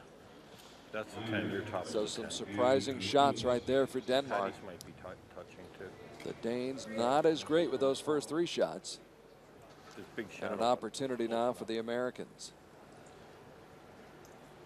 Rio Wild. Awesome. Pocatello, Idaho with a 10. Danes open the door, except for the Americans. It's about 7:30 in the morning back in Pocatello. I suppose a few folks are up watching.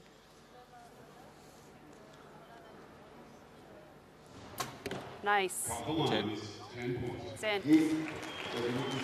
Back to back 10s.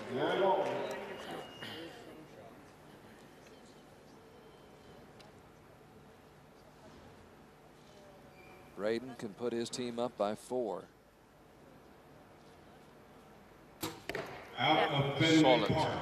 10 points. There we are. Solid shooting. Very good comeback there by the United States. Denmark's got to really put it out there now to be able to hold on.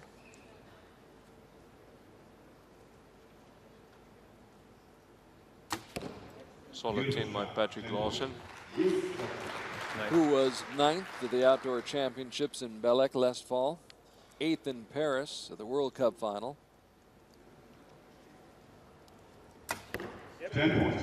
8 points, Stefan Hansen. Final arrow to Denmark. Denmark Terrific. looking to fight back as hard as they can. Just not sure if the Americans will let that happen. They're going to resist themselves there. Damsbo trying to dig his team out of a hole. Excellent shooting by Denmark. Very good comeback. So now up to United States to either finish the job or to open the door a little bit. But with Rio Wild,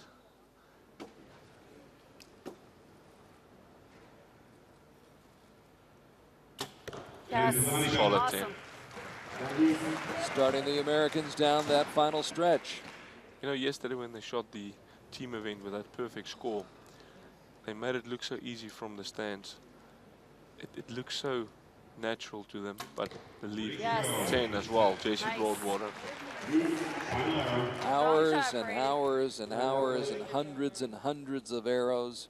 And what most people don't realize is the sort of level at 240 out of 240 is 10 points. America takes the gold medal. That's it. That's all she wrote. It's in the books. Team USA with a convincing win in the gold medal match here in Nimes, France. And they are the gold medalists, the world champions this year in 2014. Handshakes, hugs all around. Great sportsmanship between the two nations and the two teams. And the United States. They definitely deserve this win. They fought for it, and they were fighting from since yesterday with that 240 out of 240 score that we just talked about. And it's such a high-end I don't know how to express it, but it's such a, you know, it's something you don't see very often. The world record is a 240 at the moment, and just to equal that on a World Championships indoor, it's very, very good. So I didn't expect much less today from the American team, but to win the gold medal. So congratulations, they were excellent. And a few shots here or there, DP, and maybe they get that world record as well. Definitely, definitely. 237 out of a possible score of 240 for the Americans, who did fall behind early in the match. Trailed by 1 after the first end, trailed by 1 at the midway point. Turned it around midway through the third end, went up by 1 at 148-147. Led by 1 after the third end, and pull away to win by 4, 237 to 233 over a very, very strong team from Denmark. So the United States comes up with gold in the compound men gold medal match. Denmark settles for silver, and of course Sweden captures the bronze. In case you're just joining us, earlier today in the session in the compound women's competition, Mexico got the gold, USA the silver, and South Africa made DP Bierman very happy with a bronze medal. Definitely, Carl. Yeah, we're very happy for our ladies, especially because it's their first time ever in a medal match on the World Championships, and they've kept it together. All right, so we put the compound bows away now. We bring out the classic recurve bows. It's the recurve women's bronze medal match. Poland against Belarus. The world record established by Ukraine, 236 points, back on January the 31st of 2013. So Poland against Belarus. And this should be interesting. The team from Poland on target number 1, Natalia Lesniak, Karina Lipiarska, and Adriana Zoranska. Shooting for the team from Poland, which drew a bye in the 1/8 round, fought off the French team by 7 and then fell by 4 to Germany. Belarus, Hanna Marusova, Elena Tolkac, and Katarina Timofeyeva. Those three defeated Greece by 18 points, knocked off Japan by 2 in the quarterfinals before losing to Ukraine by 3. So Lesniak, Lipiarska, and Zoranska facing Marusova, Tolkac, and Timofeyeva. Bronze medal on the line right now.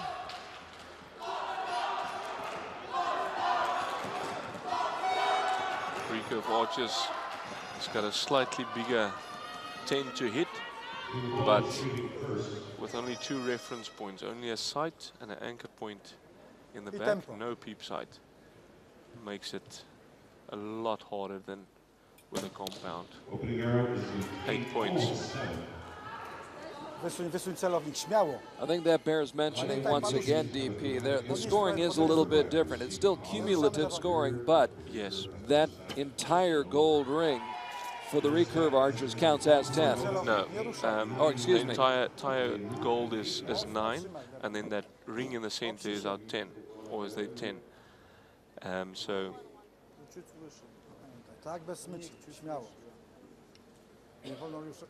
In some disciplines, they've got a smaller ring inside that, which is an X. That's a 10. No I teraz musisz, Karina, dobra, miałaś rację, trochę wsuń, bo jest liniowa. So 18 points, or excuse me, 26 points for Poland. For Poland.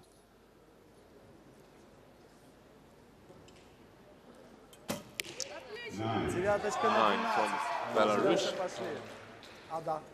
Ada, spokojnie podnoszę, tylko plecy, tak? I mocno. Marusova, who was 17th in the world in 2007, with a 9 to start it off for Belarus. Хорошо, 9 as well. Обе на 12 часов. Still 2 up so far. 10 will lead by 2.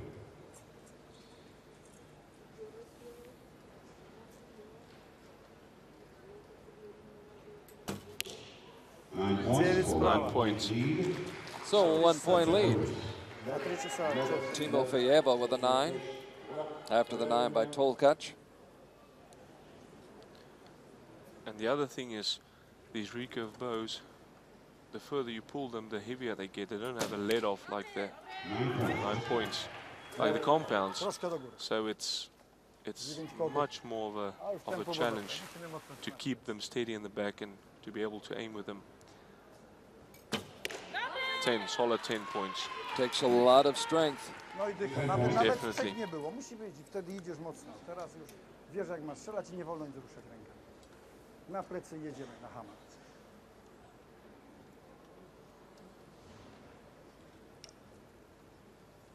Taking a lot of time.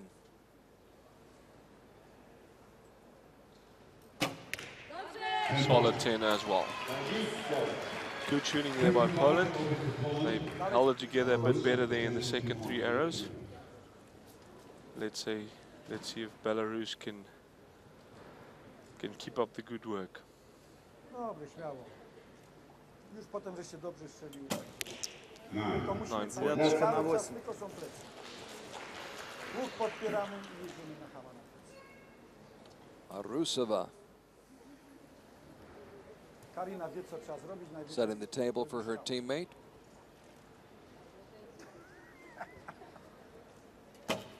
Solid 10. Great shot. Possible 1 point lead for Belarus with the next shot. So Tolkac, who shot outdoors at the World Championships in Belek, shooting well indoors here in Neem. And Timofeyeva, who was 17th at the London Olympics, 9 points. the 9.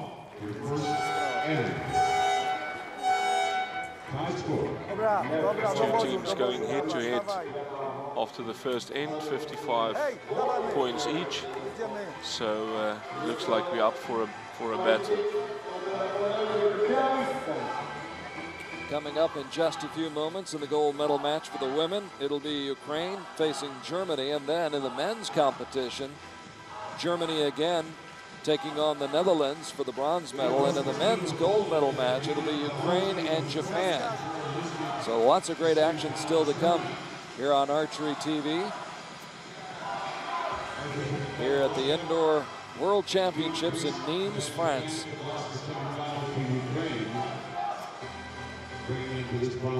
Trying to stay loose physically, mentally, between these ends. And it's got to be a long, long day of waiting, I would imagine, DP. Just waiting to get out here and, Definitely. and get your chance. And as soon as you get there, it's over so fast. You blink twice and the whole match is over. You didn't even know what happened. So,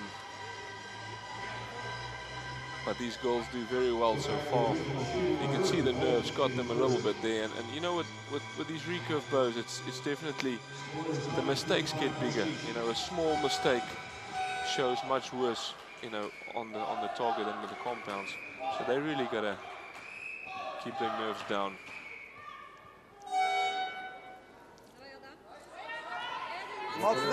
Mocne plecy. Tied at 55. Cały czas jedziemy do tyłu. Tempo dawaj. Second end about to begin. Poland up for the battle. Brawo! Solid 10. Idziemy, kola dawaj, dawaj kola. Maybe Arsaka. Now Lesniak, who competed at the Olympics in London. Nie podnosimy. Zostań, zostań, nie ruszaj. Maybe Masz just zostać. out. Masz zostać w miejscu, nic gdzie się nie śpieszysz. Wsuń trochę, bo jest linia z prawej strony. Hej, była przedtem 9 czy nie? A teraz trzeba zobaczyć, może będzie dycha. Także też trzeba.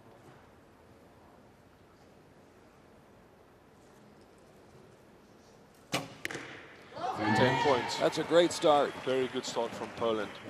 Liniowa u góry, ale nie pomagamy. Karina. Karina, nie pomagamy. Rurka stoi 29 points on the first 3 shots.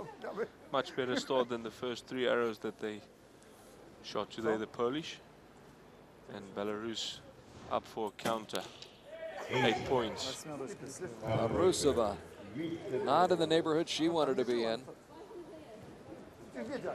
Przecież to jest warkocz. Now Tolkacz, Elena Tolkacz. Tak, to dlatego środek bardziej. We saw her in Poland and Turkey last year on the 10 World points. Cup Tour. She comes up with a 10.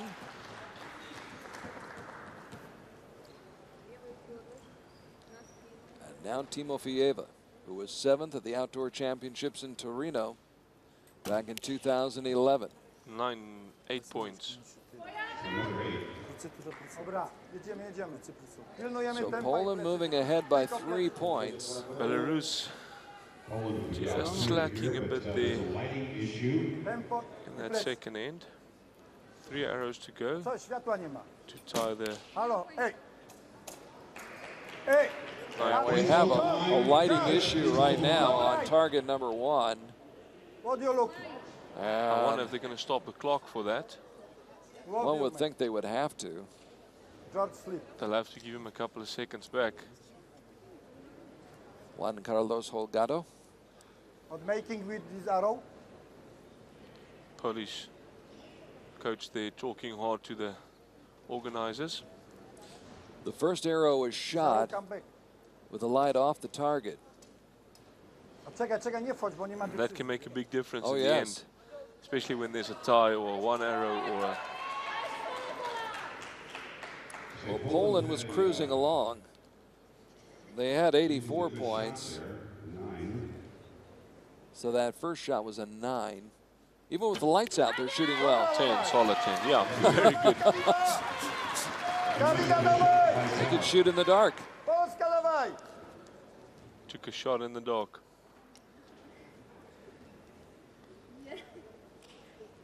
Libiarska. Solid 10, big wheel. Jest! Lights on, lights off. Poland shooting well. Sędzia śpi. Seems like they've calmed down a little bit now. Belarus with a 10. Десяточка тоже слева. 10-9 слева.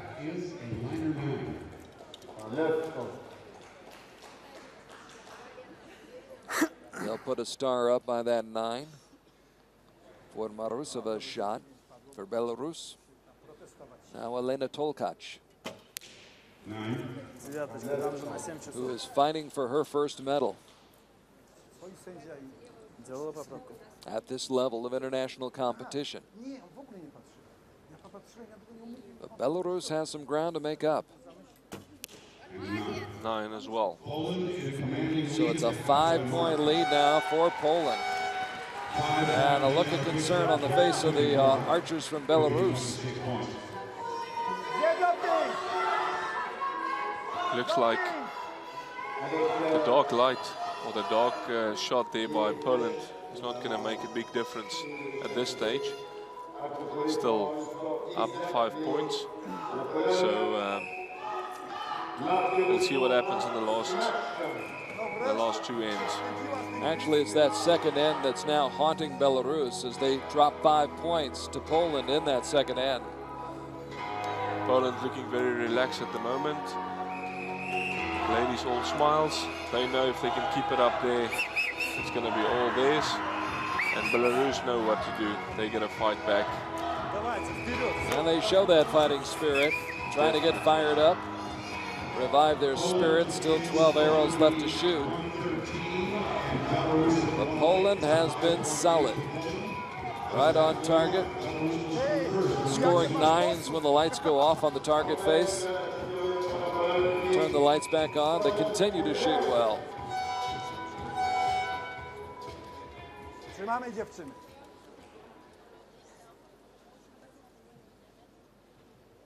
Poland looked very, very good earlier this week as they fought off the French team by 7, 232 to 225.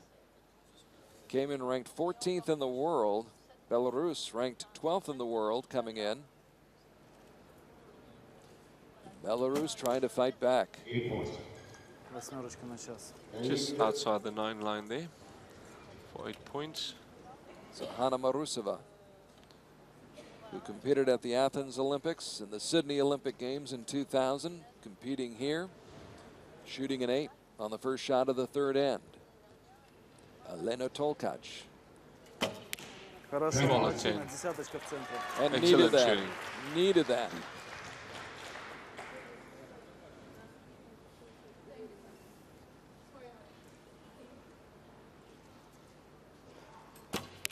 Хорошо, Катя, десяточка. Solid 10 Back-to-back as well. tens. Yeah. Timofeyeva delivering with a 10. Tylko łopatki łączymy. Game not over yet. Poland.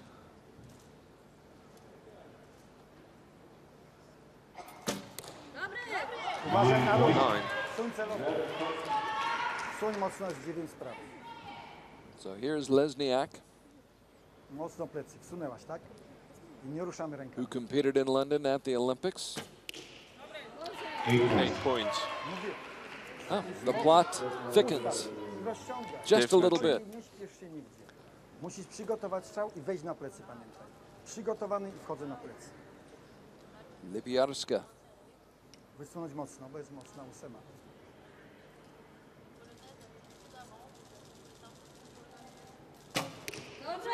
Solid 10 as well. Good shooting there. Dziewczyny, damy radę i trzeba jechać. Nie ruszamy So rękami. Natalia, Ciągniemy na or nowo. excuse me, Karina Lipiarska Przygotować układ with za a każdym 10 to razem. salvage those first 3 shots for Poland. Lead is down to 3 now, 140 to 137. 9 points, Belarus. So Belarus did take 2 points off that lead with the first 3 shots. And they're not out of it yet. The more 10s now, the more pressure on their opponents. Tolkacz, Solid 10. 10. Belarus in the fighting spirit, desperately wanting this medal.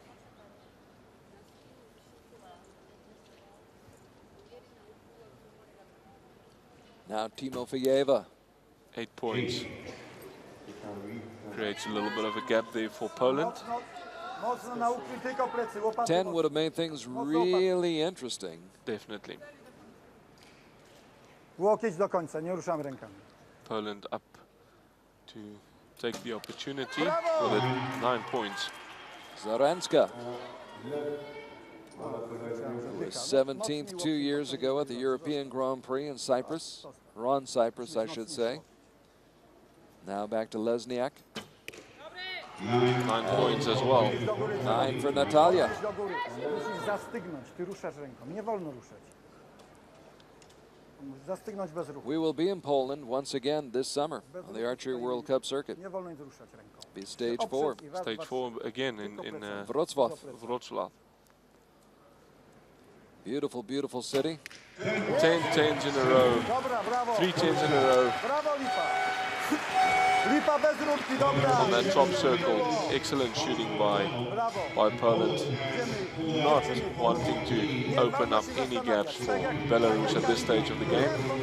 But there's still one more in to go. Pamiętaj, nie And a 4-point lead, 168 to 164. Belarus had gotten it down to 3, but then gave up a point, gave back a point on those final 3 arrows of that third end. And so they are looking at a big mountain to climb right here in this 4th and final end, trailing by 4 with 6 arrows to go. And they're going to need a little help, and they've got to take care of their own business. Absolutely. Viva Arc System! Viva Arc System! Ready to look at Elena Tolkacz, the concentration, Natalia Lesniak, Anna Marusova. And when it all goes well, high fives all around. But they can't start polishing the trophy just yet. Nope. Still 6 arrows, and with these recurve bows, anything can happen in 6 arrows. It's really, really possible for anything to happen still. So let's see if Belarus can fight back. Such an elegant thing to see as when a recurve archer shoots a bow. 10 points. Well done That's the way by to fight back. Anna Marusova.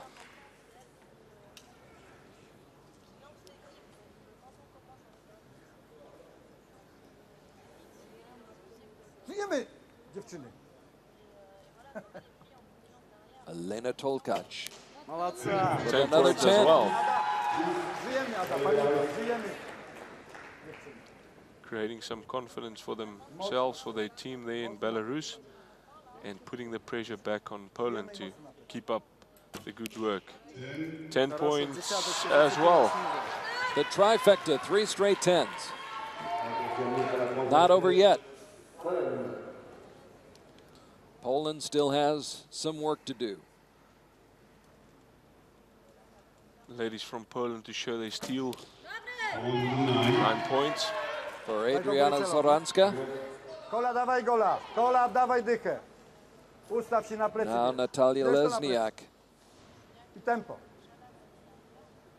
Lesniak was 9th in Wrocław last 10 summer. points. Still a 3-point lead. Lepiej poczekać trochę. Ustaw. 1 arrow to go in this first half of the last end. Ada, bez ruchu lewej ręki. Karina Lipiarska. Poprawiony celownik musi wpaść. Kiss a button just touching that bottom lip there before the shot goes, and 9 points. Dużo do góry, ósemką. Podnieś dużo z So there's a 2-point lead with 3 arrows to go. Belarus fighting back really, really hard in this final end. Bardzo mocno plecy czoło. 9 points. Hanna Marusova on her final shot, or excuse me, not her final. Yes, her final shot of this 4th end. Tolkacz hoping it's not the final shot. Hoping somehow, some way they can get it to a shoot-off. Definitely, yes. 10 points there for Belarus. Goes without saying they have to have a 10 from Timofieva and then hope they get some help from Poland. 10 points. Excellent shooting. So Timofieva does her job, and Poland, or excuse me, Belarus scores 58 points in this 4th end. Excellent shooting. Nie ruszaj, mocne plecy. But right now, Poland needs just 27 points to put this match away. Brawo, widzisz, 2 sekundy. And they just got 10 of the 27 right there. Opieramy się dobrze na łuku. I tylko plecy So they're jedziemy. going to really make a big mistake now to throw this away, but Lesniak with a 7. Mówiłem mocno na plecy. Aha. 10 to win. A 9 will tie. And 9 will tie, so then it's a shoot-off. Plecy, tempo miało być. I ruszyłaś ręką. I think they heard, Belarus heard that help from Poland they were talking about a couple of minutes ago.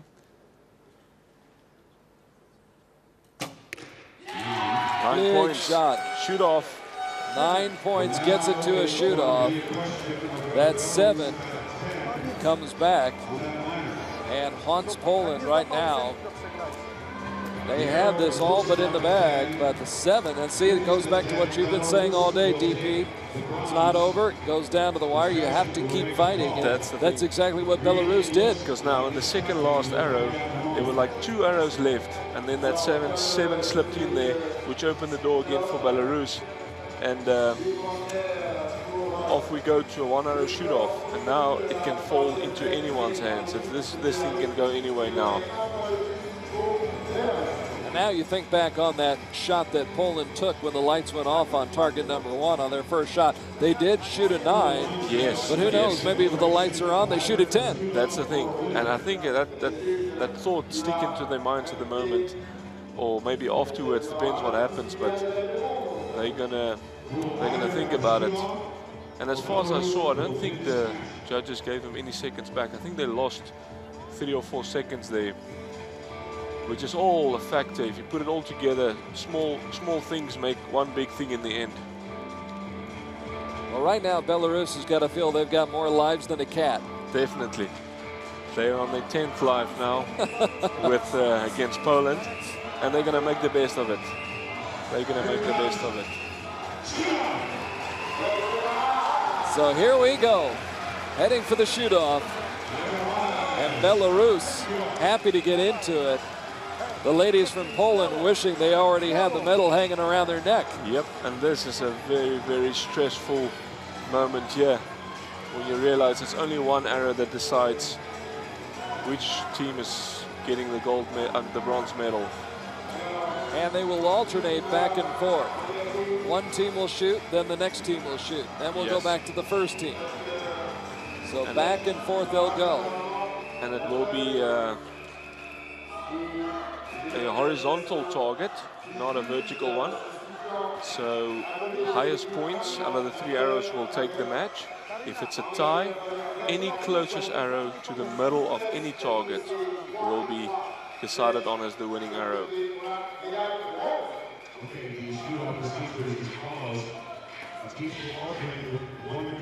Marusova, Timofeyeva, Tolkac contemplating the moment. The opportunity at hand to win a bronze medal here at the Indoor World Championships in Neem. Big moment. Those are the arrows in their quiver for the team from Poland. And they will shoot first. Zoranska. Know what is expected. You can see the nerves there. That looks like a 9. Just outside the 10 ring. Now over to Belarus. And Hanna Marusova. Eyes shining there with a build-up tears. 8 points. So 1 up for Poland. But still, anything can happen. Judge talked to them there in the back, the coach. Lesniak trying to shake off that shot before, and does she ever? When it mattered, she put it in there. Excellent shooting. So after shooting the 7, she's right down the middle with a 10.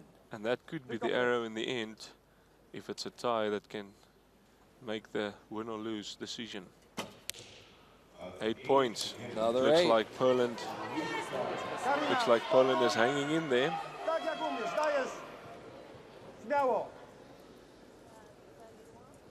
Karina Lepiarska.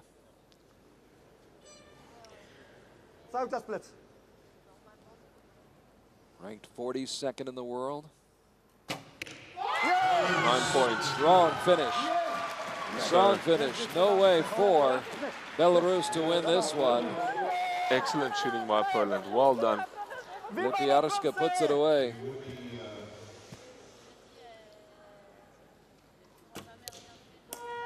From 10 points. Belarus.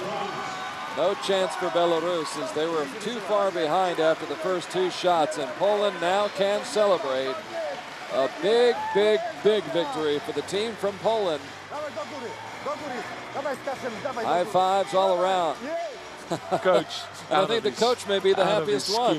Yeah, the coach is, he just want to let everybody know that's it, they've got the bronze medal. Excellent shooting. That was a very, very tight competition this. And our first shoot-off for the day. Well, this afternoon, in this afternoon session, we saw the one with Turkey this morning in the first session in the junior competition.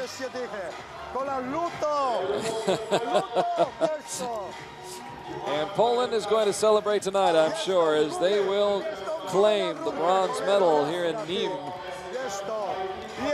They almost gave it away, but they grabbed her right back in the shoot-off as they came right out. Got big shots from Zoranska and Lesniak, and then Lepiarska brought it home. There's Lesniak, who had a 10 in the shoot-off. That 7 didn't seem to phase her at all. No, no. Luckily she came back with a 10, and that's, you know, that's one of the, you know, the big, I don't know what the English word for it is, but if you can come back from a bad arrow, just after you shot a bad arrow, that just cost your team to go to a 1 arrow instead of a medal, and you can come back with a 10 like that. That's just shows your steel. We call that resilience. Resilience. Yes, resilience. That's excellent. Especially for somebody so young. Yes. Lesniak showing a lot of resilience right there, along with the rest of her team. Adriana Zoranska and Karina Lipiarska. And we congratulate those three young ladies on winning the bronze medal here in the recurve competition, which continues now at La Parnasse in Nîmes, France. The gold medal match for the women in the recurve competition. And it will be Germany against Ukraine. Ukraine set the world record back in 2013 with a score of 236. So Germany leading them out, Elena Richter, Karina Winter, and Veronika Haydn-Chalova. Facing the trio from Ukraine, Veronika Marchenko, Anastasia Pavlova, and Lydia Sichnikova. So a good look at the team from Germany. Haydn-Chalova, Richter, and Winter. The three competing for Germany. Germany, 7 better, or excuse me, edging out the Russian Federation by 1, defeating Poland by 4. And now you look at the three archers from Ukraine. Sichnikova on the right with the red hair. And the two coaches wishing each other the best of luck before this match gets underway. You know, it's really been amazing so far watching the archers from the Ukraine. All that's going on back at home, and we all know about that, the turmoil in their country, and being able to come out here and concentrate, really remarkable. It's remarkable. To be able to keep it together with home conditions like that is really remarkable, and it makes them strong. It makes them strong. Germany up with the first arrow. 8 points.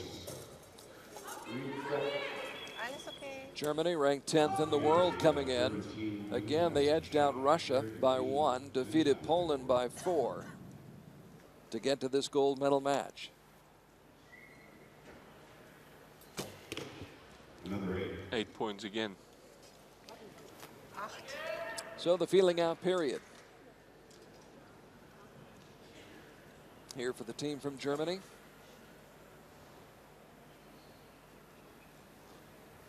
Composing herself.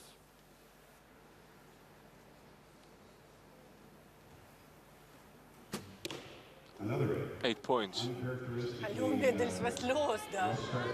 So they're down 6 after 3 arrows, which might, in the end, catch up with them a little bit. Pavlova from Ukraine. 10 points. 9 points. Shadow there almost had me for a second. Anastasia ranked 17th in the world, and now good look at Lydia Sichnikova, 28th in the world. All very good archers, these ladies. 10 points. Strong shot.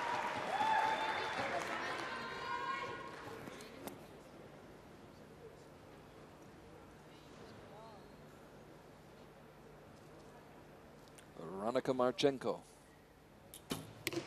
8 points. 3-point lead. So right off the bat, a 3-point lead for Ukraine. Germany got to keep up the good work here. 9 points.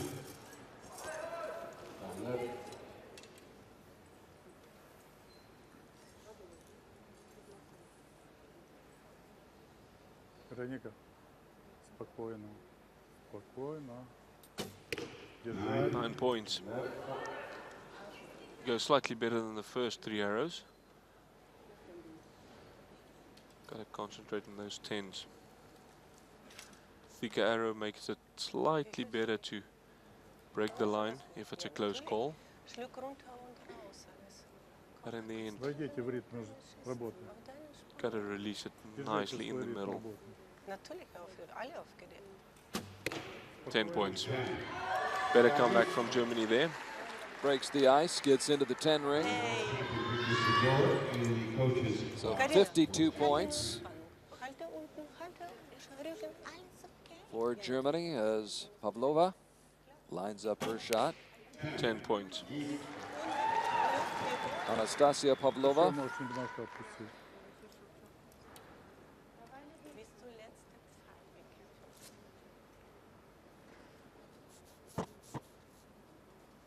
Showing the way for Lydia Sichnikova. Another 10. Sichnikova. Almost identical shots from Lydia, who was also in London competing in the Olympics. Marchenko, 9th at the Indoor Championships in Las Vegas in 2012. Ukraine very strong right from the get-go. And as you see the scores, it's already a 5-point lead for Ukraine. 57-52. And off to a flying start as they vie for the gold medal to take back home.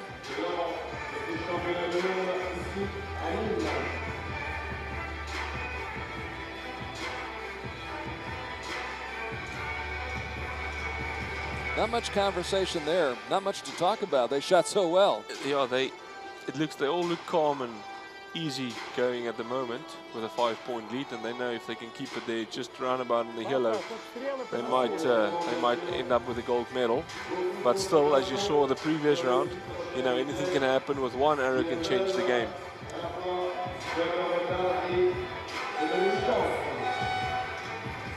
Such good form, these Ukrainians.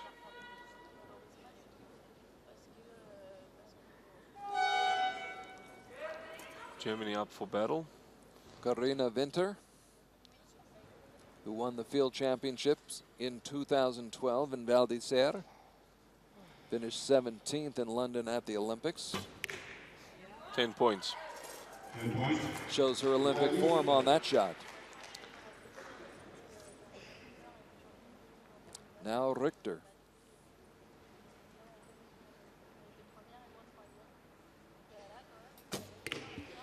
Eight points. Almost identical shot to the previous one.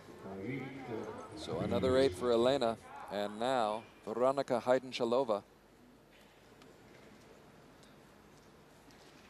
who was 16th in the world, got up that high in 2007. Had a top 10 finish in Wrocław last summer. And a top 10 finish in Ogden, Utah, back in 2011 at stage 3. 9 points.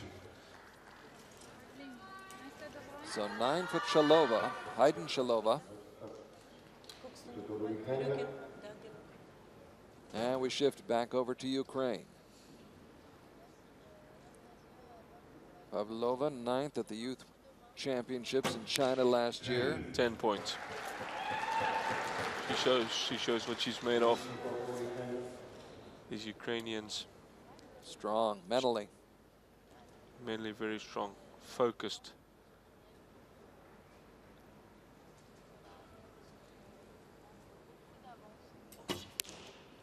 Looks like a 10-line liner. Looks like it breaks through.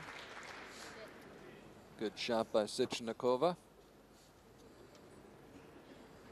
Now Veronika Marchenko. 10, solid 10, good shooting. And great camera work by our crew here, Hit the Roof Productions. Covering all the angles here in La Parnasse, in Nimes. As Karina Winter. 9, just outside the 10 ring. Germans look like they start relaxing a little bit there, getting them deep into the yellow. But they've got a lot of hard work to follow with the Ukrainian shooting as they are. Elena Richter. It looks like it might be a 9-10 liner. Hoping that it's a liner.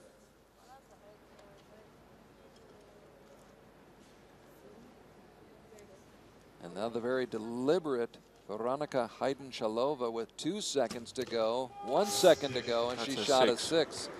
You know, I thought about that when I first saw her take her first shot, how deliberate she is and the time that she takes. And I wondered at some point if that might not come back and get her. It's going to catch up with her, yes. And with these team matches, and especially with the seconds you've got, 10 points. With the seconds you've got to do your thing, there's so little time to make a mistake. Any smallest mistake can put you out the game, or can force you to shoot in 2 seconds time, as we saw there. And it may have been her first shot when she took the time that really cost her at the end, because her other teammates did not seem to take that much time. That's the thing.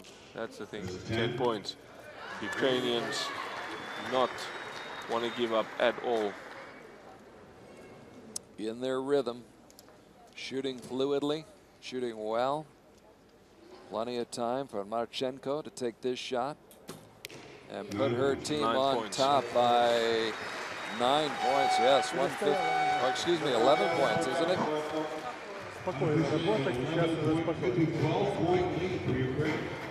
It's an 11-point lead, 115 to 104 right now.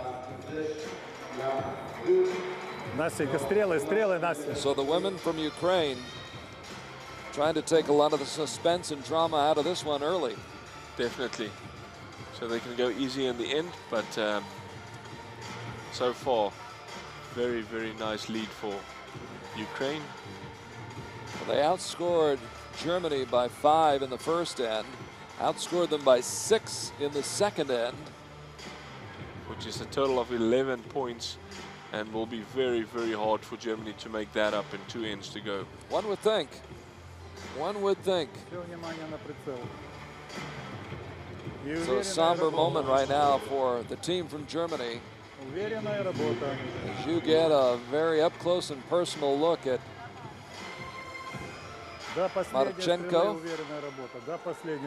Veronica, shooting well.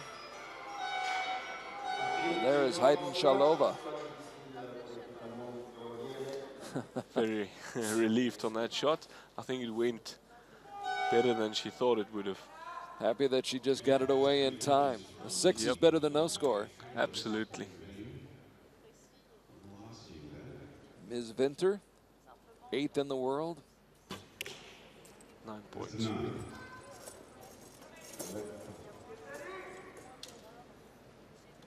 Next up, Elena Richter.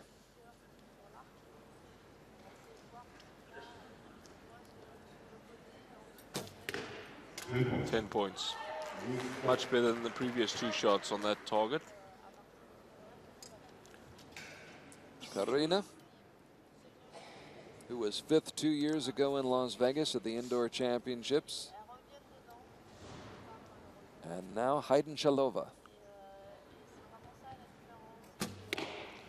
10 points. Beautiful shot. Germany at this stage really hoping for Ukraine to also maybe make a little mistake or run out of a bit of time. And Ukraine just fighting back with 10s all the time. Good shooting. Pavlova pounding away.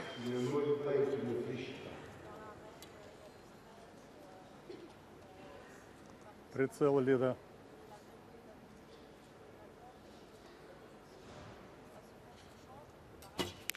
Ten points. So solid, these Ukrainians today. Straight shooting by Sichnikova. Veronica Marchenko. 10 points. Straight 10s. Just methodically pulling away from Germany. Making it more and more difficult to have any hope left. But Germany doesn't give up until the end. 10 points. The lead had grown to 13. It was at 5 after the first end, 11 after the second end. A 13-point advantage. Solid midway 10 through as the well. third end. Yeah.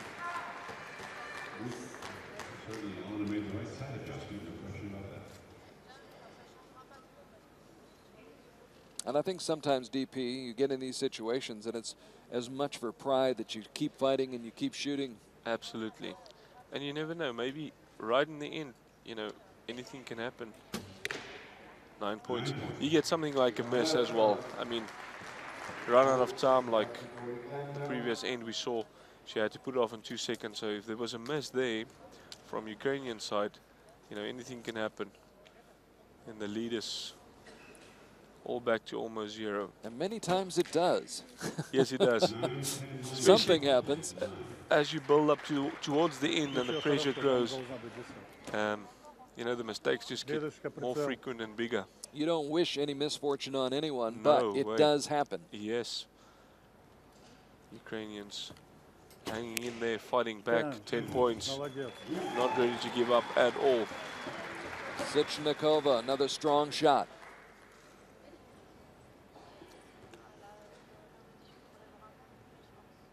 Under the watchful eye of their coach, Veronika Vrachenko. 9 points.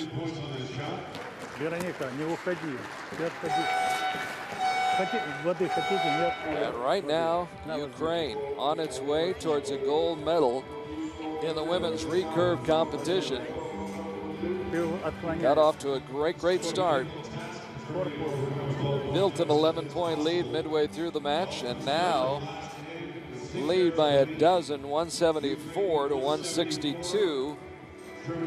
An almost insurmountable lead, but as DP Bitterman of South Africa, my partner today here on Archery TV, has mentioned, all it takes is one miss, one errant shot, and all of a sudden it could be a reversal of fortune, which is what Germany has to be hoping for right now. Exactly that, Carl. And you know, I know they're hoping for anything that can go wrong, but in the end, the Ukrainians is going to do their best to prevent that at all cost. So we'll just have to see what happens in the next 6 arrows to come. Such good form, these recurve archers. That's shots like these that you realize why they are in the gold medal match at a World Championships. Great form, great concentration, great poise, great composure. And again, so far from home, watching the news reports of the turmoil in their country, not certain, I would imagine they're not certain what they're going to be going home to. No, at the moment I don't think. I think it's kept from them maybe a little bit to, you know, keep their heads clean and not to worry about that, but just keep their minds and focused on the medal match today.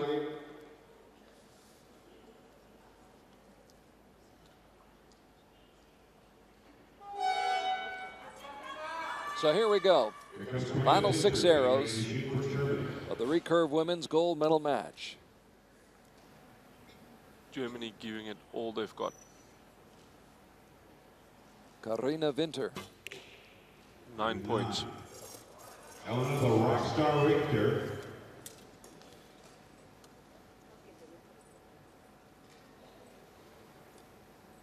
Now Elena Richter. 10 points. So starting to find the target, but it may be too late. Definitely, the last couple of arrows from Germany was definitely a lot better than what they started with. I think could be a bit of nerves that got to them, and I think they're going to regret in the end. 10 points, good shooting. You know, depending on what the outcome is, but at this level, you just cannot afford to get off to a slow start. Yep. You'll be playing catch-up. Sometimes you can. 9 But when a points. team like Ukraine is shooting this way, they're not going to let you back into a match. They're not going to give it away at all. Лида прицел тоже держать. Lydia Sichnikova. 9th at the Youth Championships in China. 9th at Belek. Looks like a 10.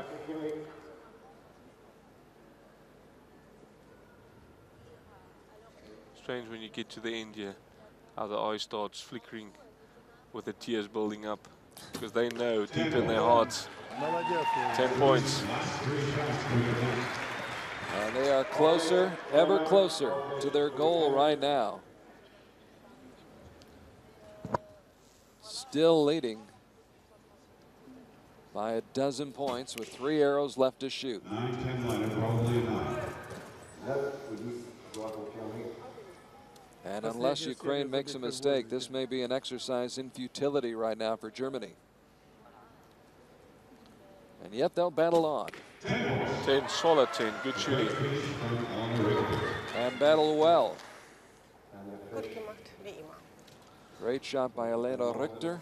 Well, the good news, or the only possible outcome that they might think of now is at least they still go home with a medal. Exactly. And it's a silver. It's still very, very good on a World Championship. So 10 points. Good shooting by Germany. Excellent shooting. Veronika Heidenchalova finishes off strong with a 10.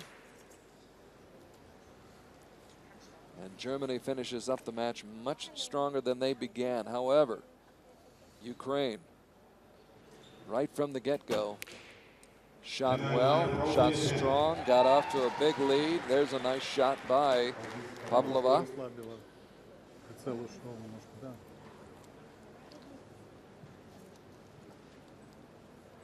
Ukrainian coach in the back there doesn't say a lot. He just knows. 10 points. Solid shooting from the Ukraine. With shooting like that, does he have to say a lot? No, he doesn't have to argue about anything at this stage. They are letting their shooting do the talking. And Marchenko to finish it Gold off. medal towards Ukraine. Excellent shooting. Ukraine is gold.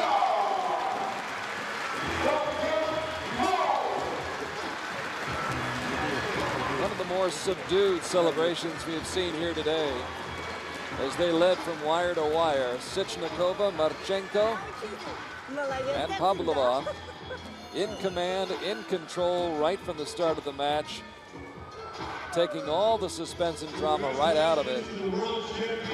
And an overpowering victory for the gold medal here in the recurve women's competition. The silver medal to Germany. And of course the bronze medal we've already seen going to Poland.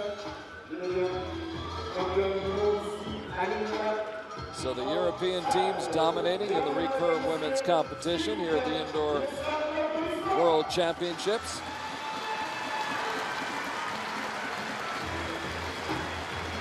And this one was decided early, as Ukraine got off to a 5-point lead in the first end, bumped it up to 11 points midway through the match, and pretty much, well, I don't want to say they put it on cruise control, DP. You never can cruise in, but they had a big cushion to play with. Definitely, and that made them very calm, and you know, they did in the easy spirit.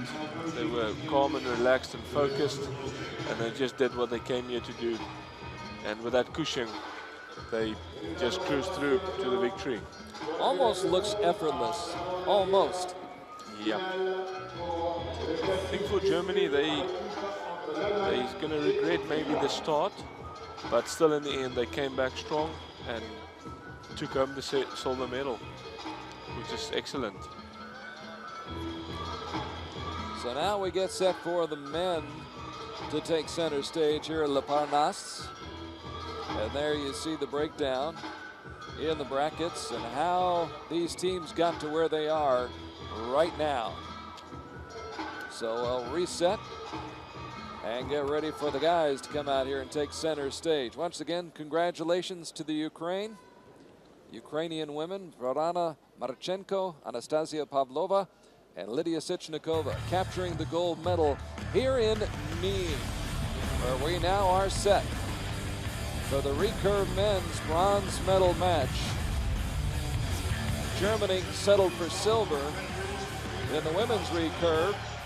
Now the German men would be very, very happy to get out of France with a bronze medal, but they'll have to knock off the Netherlands to do just that. The world record, a score of 239. Ukraine holds it, and set it back in January of 2012. Germany, featuring Florian Kalund, Raphael Pappenborg, and Eric Skories.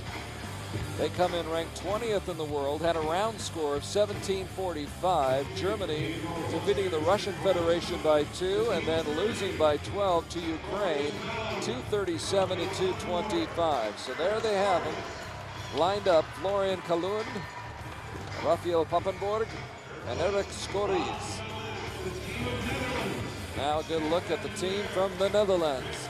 Chef Vandenberg, Rick van den Over, and this gentleman with the glasses, Rick van der Ven, one of the best in the business.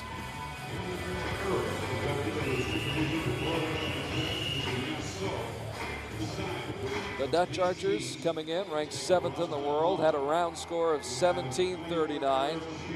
They defeated Belarus by 14, held off France in a shoot-off before losing by 5 to Japan. So Vandenberg, van der Ven, and van den Over trying to get over the team from Germany.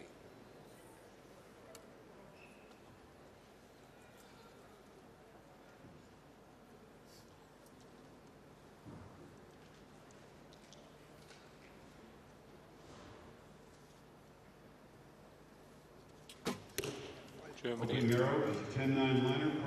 off with a good arrow. Good start for Germany. Nice start. Raphael Pappenborg. That 9 on the line.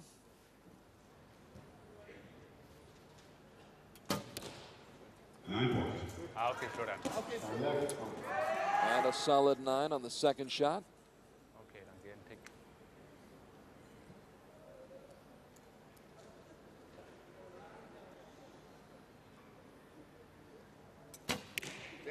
Ten points. Possible 29 or 28 for Germany to start with. Florian Kalund with that shot of the 10. And here is Rick van der Ven leading off.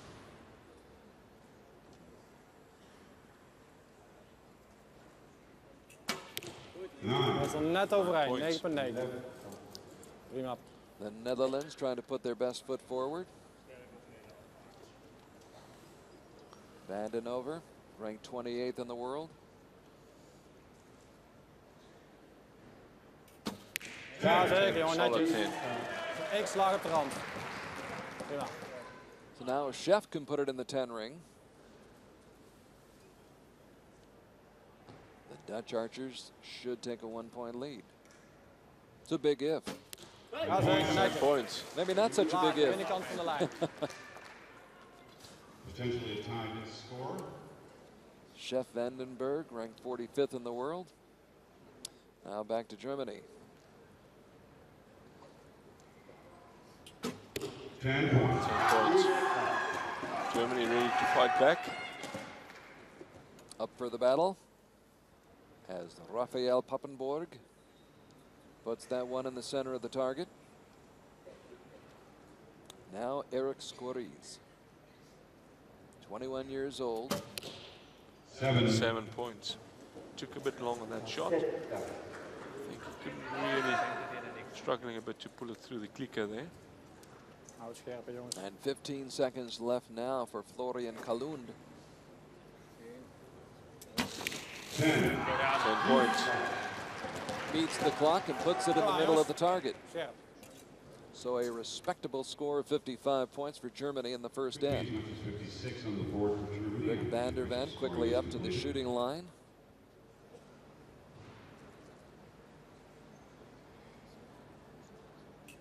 With his trademark orange-colored glasses. Olympic finalist Rick van der Ven.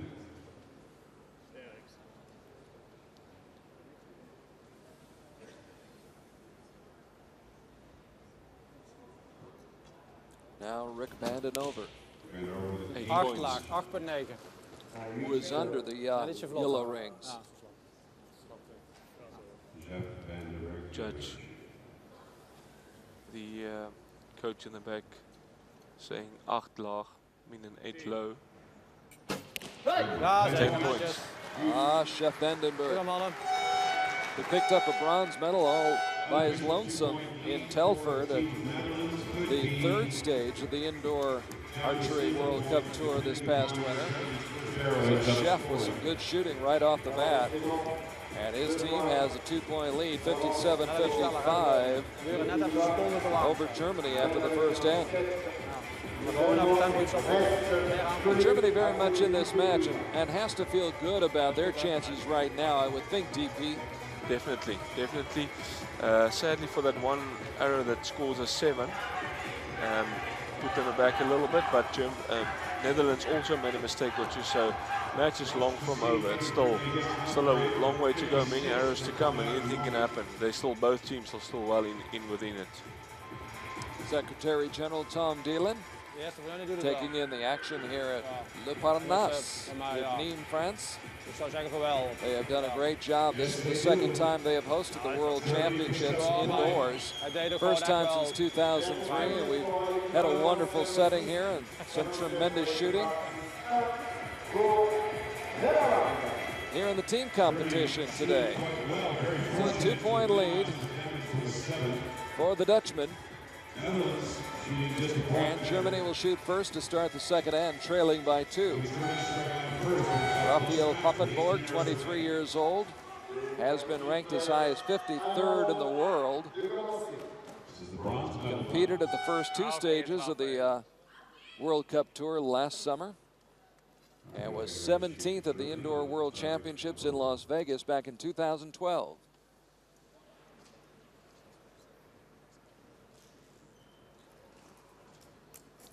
Germany know what to do here. Good Charlotte 10. Schön ruhig, Erik. Pappenborg putting it right where he wants to. Now the 21-year-old Eric Scoriz. 10 points. They know the 10s are going to make the big difference today. And they're going to try their utmost best to put them right there in the center. 10 points. Very good start from Germany in the second end. Germany putting a little run together right there. Veel schotten, James. And applying the pressure to the Netherlands. Coach telling James they shoot well. Ja, zeker. Exactly what he does. Van der Ven, who finished 4th at the London Olympics. Posting a 10 spot. Now Rick van den Over. 8 points. 8-9, rechtszonder. And that's where he was, just about in that same vicinity with his Exactly. last 8. Yes.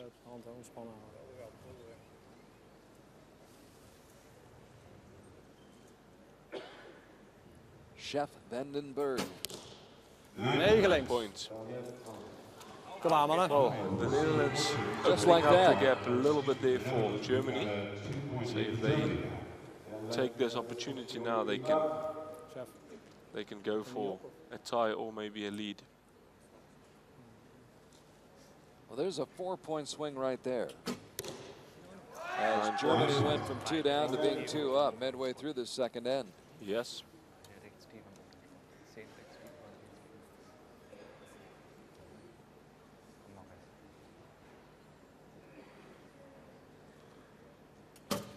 Nine points. 9 points. Kom aan, jongens. Opening.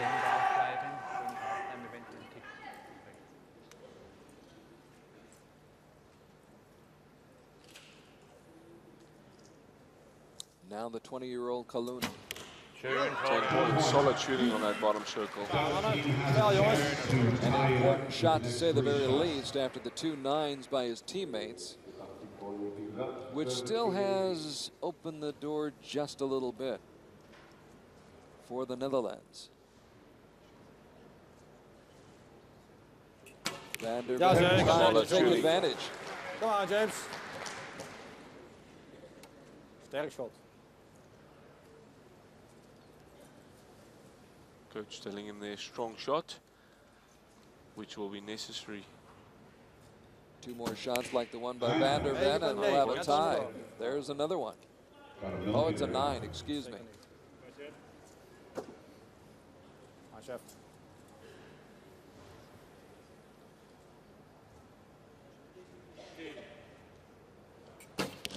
9 points. 6-point deficit for Netherlands at the half. So the Netherlands not able to make up any ground despite those 2 9s by the German team on 2 of their final 3 shots of that second end.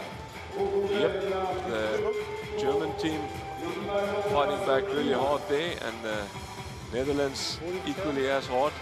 A lot of tension running between those men there on the center stage. Talk about a man who works hard. We just saw Dean Alberga there. Yes. Toting those cameras around all over the place. All over the world. All over the world. All over his body. Such heavy equipment, especially the one camera. I don't know what that thing weighs, but it's a massive thing. Dean. He's from the Netherlands as well. Dean. He's captures great shots, great moments from just about every angle. And there you see the scores. The Netherlands with 112 points, Germany with 114. And it's a 2-point deficit facing the Dutch. And now they will shoot first to start off this third end as they trail in the match by 2.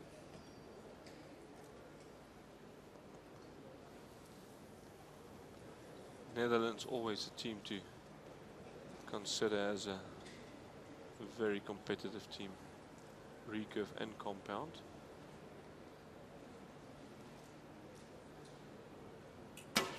Ja, zeker. Solid 10 from the Netherlands. Been a good winter for Van der Ven, who won stage 1 this winter in Marrakesh, which, by the way, was the first event held on the African continent. Hopefully they'll come for one in South Africa once. Not too long from now as well. Good shooting there by the Netherlands. Another solid 10. Fighting back for those 2 points.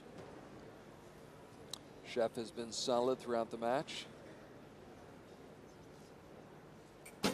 Solid 10 as well. Very good shooting by the Netherlands.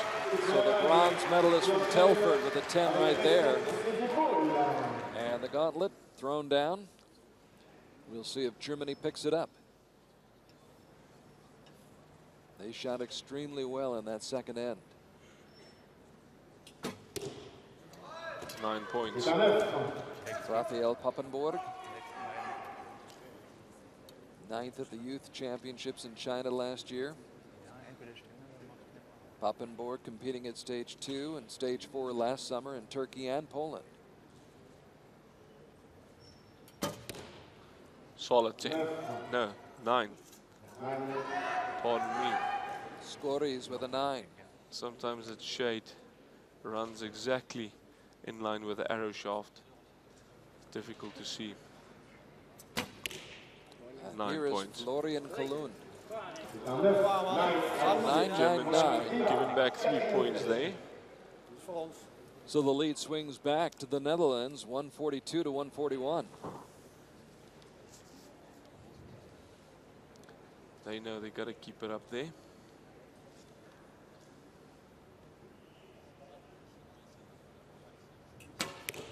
Ten points. 10 points. Held it there for a long time, Laat me but zien, Rick. Dit is voor jou. greatly executed shot.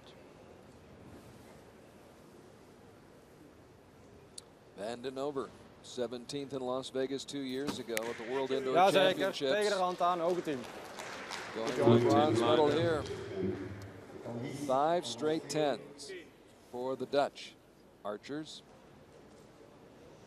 5, 4, 3, 2. Ja, zeker, jongen. Good shooting. Solid 10 on second number 2 for the Dutch.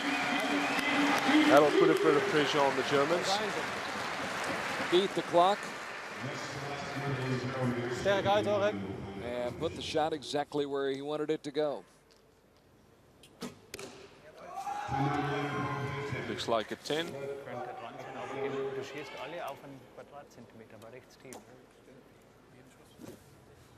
Ja, nog. Pappenborg Tempo bejagen. setting it up for Skories. Sehr schön, Henrik, so geht's. He comes through. Jetzt passt.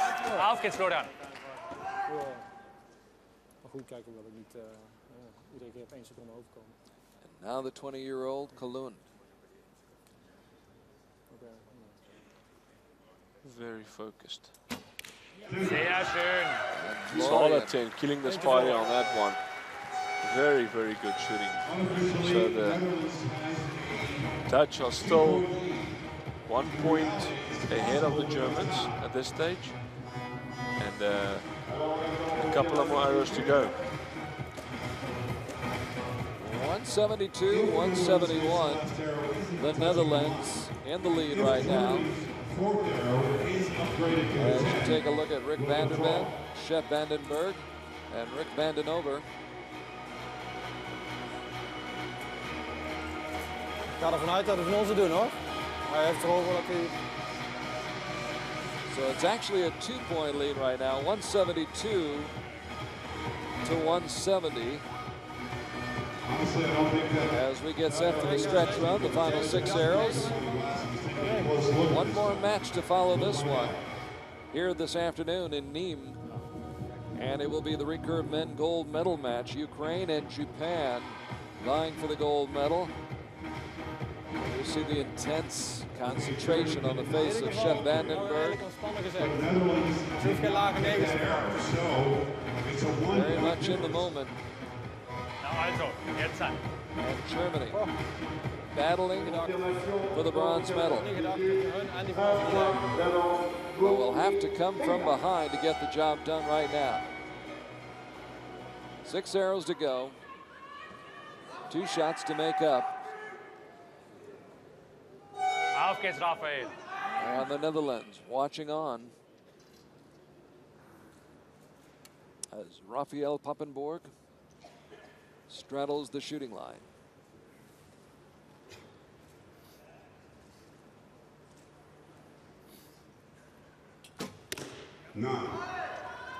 So a 9 for Pappenborg.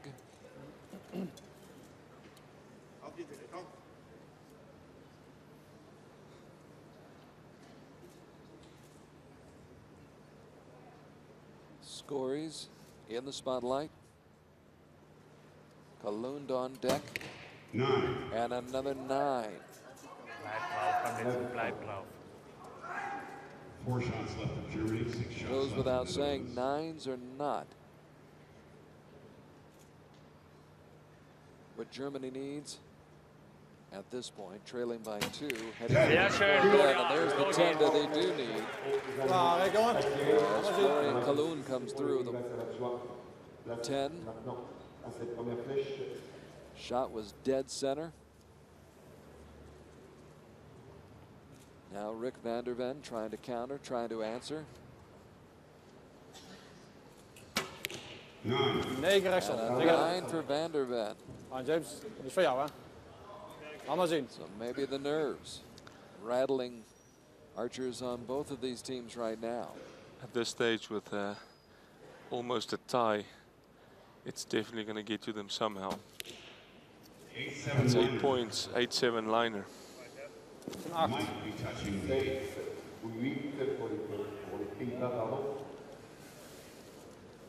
It was only a 2-point lead for the Netherlands going into this 4th end. Ja, zeker, joh. Solid 10. Rips off a 10. That's how you finish it off. Dat is een 8. Chef has been as solid as anybody on that Dutch team here in this match.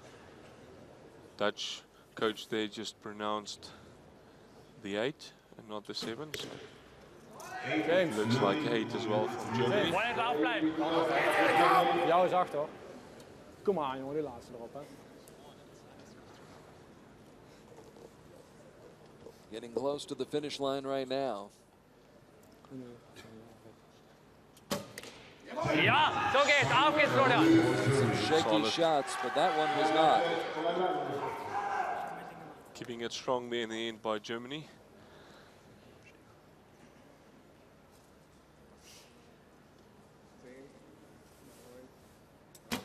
Solid 10. Spider. Dead center down the middle.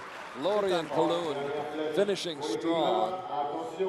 And right now, the Netherlands needs 30 points to win this. Yes. So they have to have 3 straight 10s. Germany has put a lot of pressure on them right now. Solid 10. There's the first one. That's a good comeback. Laat maar zien, jongen. Dat is voor jou. 2 10s will win it. A 10 and a 9 will tie it and send us to a shoot-off. So again, another possibility for a shoot-off. Banded That's over. a 9-10 and a 9-8 liner. I think they'll give him a 9. So now This is a 10. Chef has got to come through with a 10 to tie it up.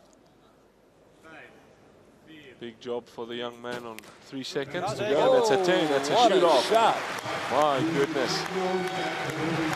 Chef comes through in the clutch. Nou. Pressure? What pressure? What pressure did you talk about?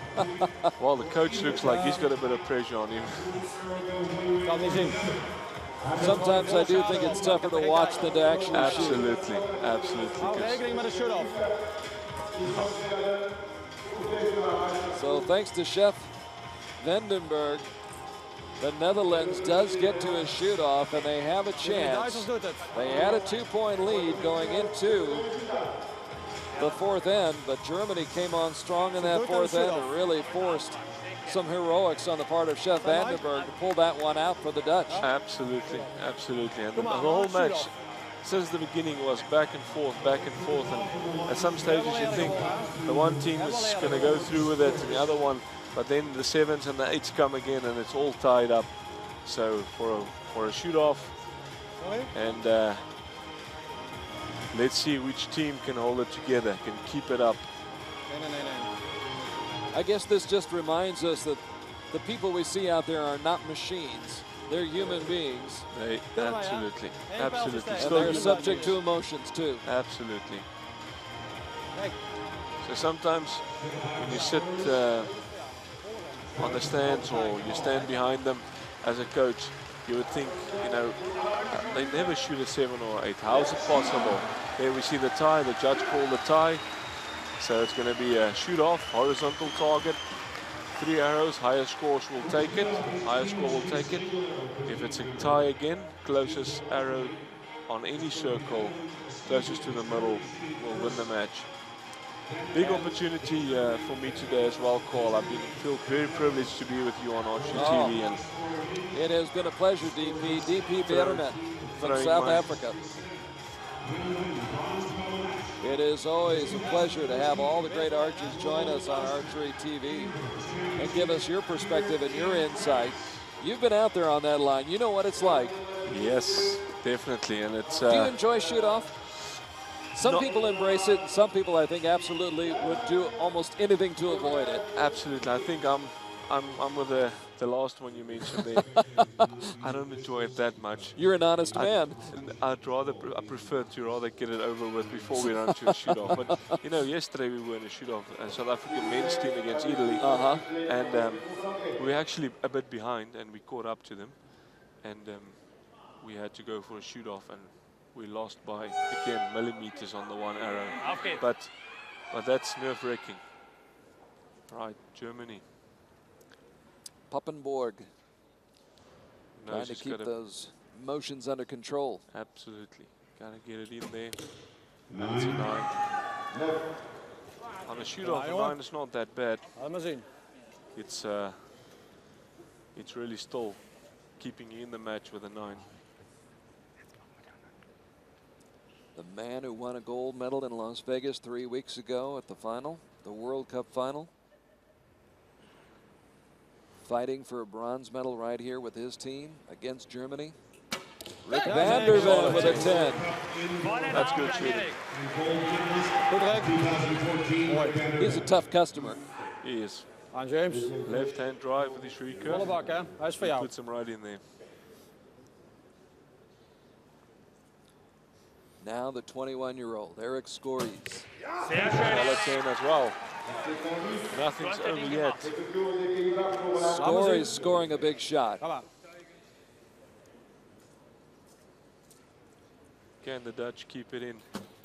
Jazeker, jongen. Yes, they can. Kom, maat. And you saw Rick Vandenover breathe a sigh of relief. Quick shot he went off there. Florian Kalund.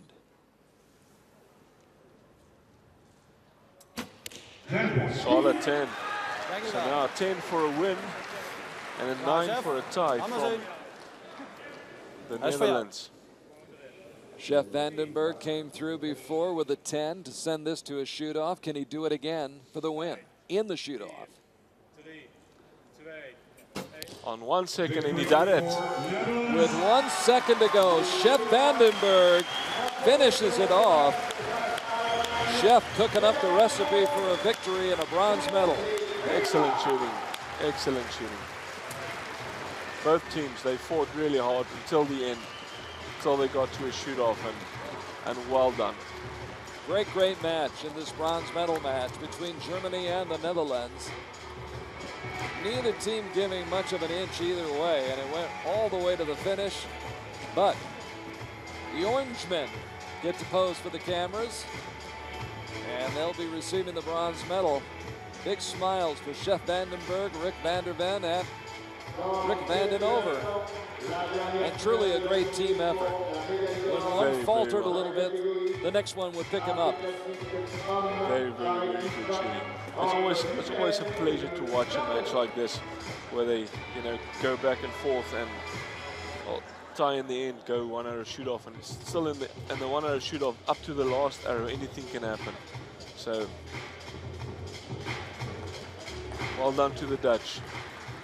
So we got our money's worth and a little bit more with the shoot-off right there. Third shoot-off of the day, I believe. Yes, the Netherlands winning the shoot-off right there. In the earlier shoot-offs today,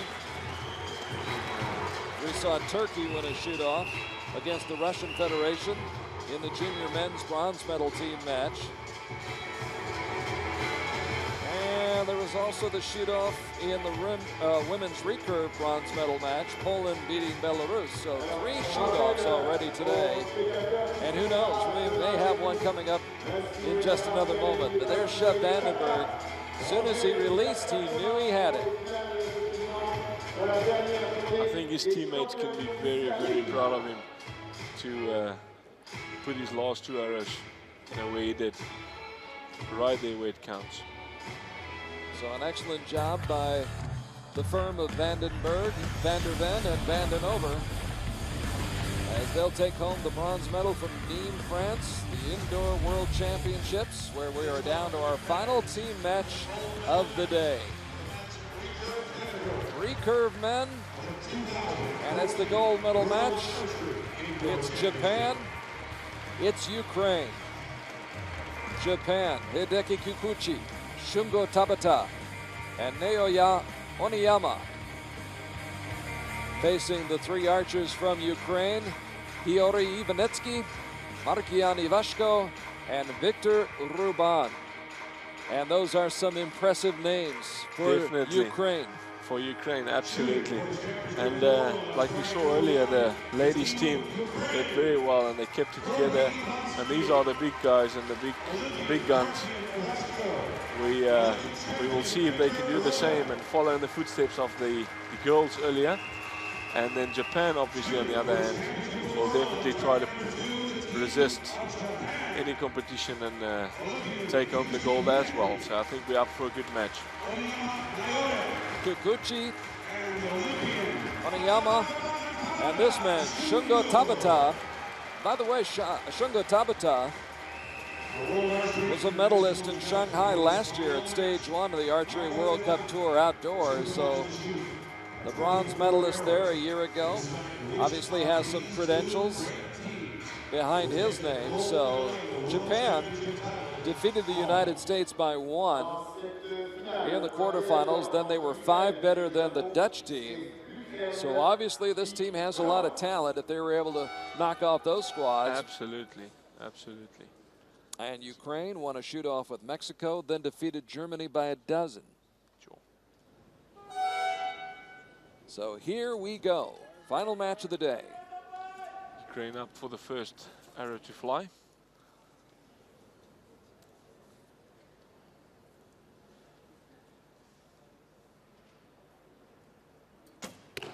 Solid 10. Good shooting. Vinitsky with a strong 10. Now Ivashko. Solid 10 as well. Excellent shooting. They look so calm, these Ukrainians. So focused. Victor Ruban has been there and done it. An Olympic champion.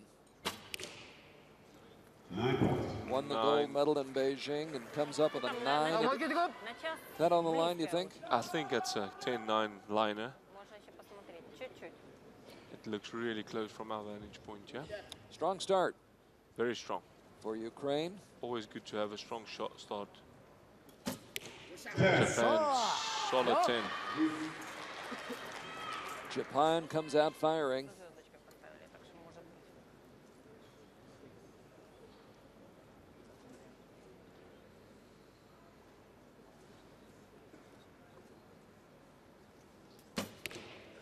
Nine points. Okay. Just out. Very close. Oriyama. And now Shungo Tabata. Solid 10 as well. Good shooting, so it looks like it could be a tie or maybe 1 point up for Ukraine, depending on that last arrow. After 3 arrows, 3 more to go. So Ivanitsky with his second shot. Solid 10 as well. Ivanitsky, 4th at the Indoor Championships in Las Vegas 2 years ago. Now trying to pick up a gold medal with his teammates. Markian Ivashko and Victor Ruban. Ivashko, solid 10. Another 10. Ivashko, a silver medalist in London. And here's the man who won the gold medal at Beijing. 9. 9/7. Уже далеко. So Ruban outside that 10 ring. And we shift back to Japan, and here is Hideki Kikuchi, an Olympian himself. This stage, the field very, very level still. It's an 8-9 liner, probably an 8. So anything can happen still. So Oniyama, 18 years old, finished 17th at the Youth Championships in China last year. Great shot. A big-time shot. Another youngster that's going to come through with his recurve for the future. He's already there, but there's still a lot of room for him to grow. Good shooting, solid 10. So we have got ourselves a match. 1 point up for Ukraine so far. A possible 2 points up, depends on the judge call on 1 arrow.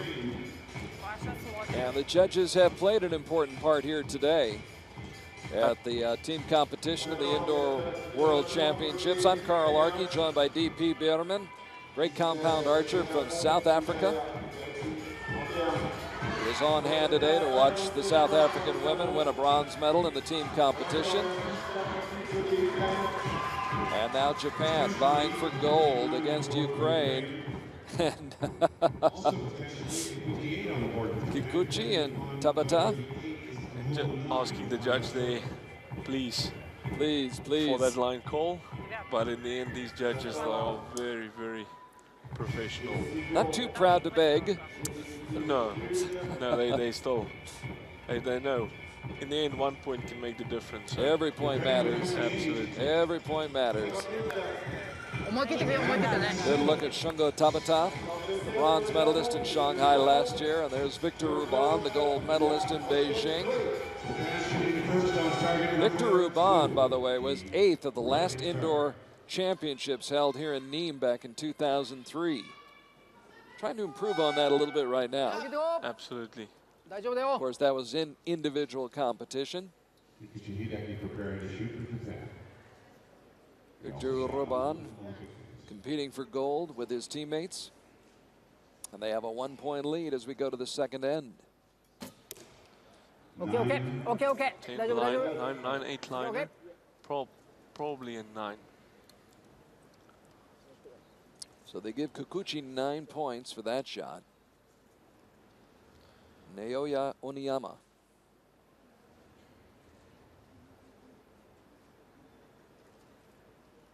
Taking plenty of time. Solid 10.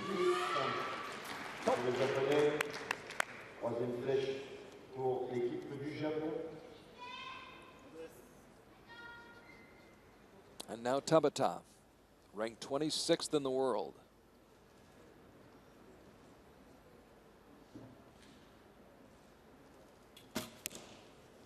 Okay. Very, very close. Very close. Difficult to see from our vantage point. You know, Carl, as you pronounce these archers and their rankings in the world, 26 and 60 something, it doesn't sound as good, but solid 10 there from Ukraine. But if you are moving in the circles, the archery, world archery circles, you'll know that, you know, there are so many great archers all over the world, and the world's such a big place. To be top 50 almost in anything is very, very, very good. Well, I think you're an elite archer. You're an elite athlete if you're ranked that highly. Absolutely, absolutely. I agree with you. It always sounds better if you're in the top 10, but... Yes, but solid 10, good shooting. You're in good company, though, when you're ranked that highly. Absolutely. When you get back home and the people back home think, you know, when they're here, you're 50-something ranked, they don't really realize what it means to get there and what sort of work we're talking about to get there. It's a big, big world out there, and there are athletes on all 5 continents who are now competing, and there's even more and more and more as this sport becomes more popular. Definitely. Japan with a very good 10 there, last shot, possibly 9-10 liner, previous shot. Oniyama lining up his shot. 9. That's a 9.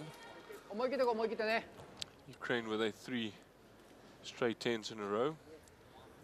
That's a good confidence builder for a start. Solid 10 as well. Japan fighting back on this one. Tabata with a 10. And now we will see what Ukraine can do. Ivanitsky. Solid 10. Стоял чуть-чуть, да? Ну ничего, нормально, додержал. Додержал. Все будет хорошо.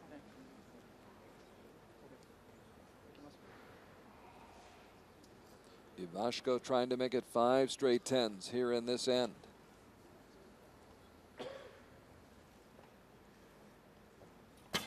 Excellent shooting. Had that camera moving right in front of him. Didn't break his concentration at all. Shows you how focused they are, these athletes.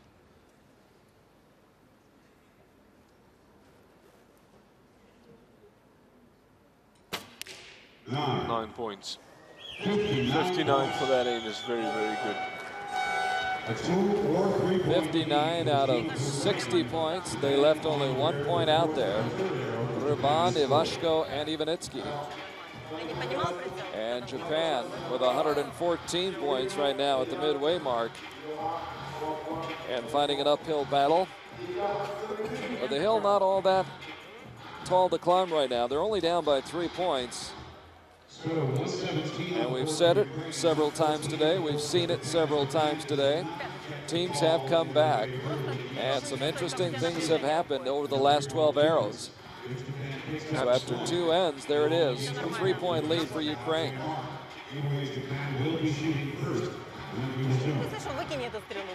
And Ivashko, the silver medalist in London, also competed at the Olympics in Beijing. Tabata,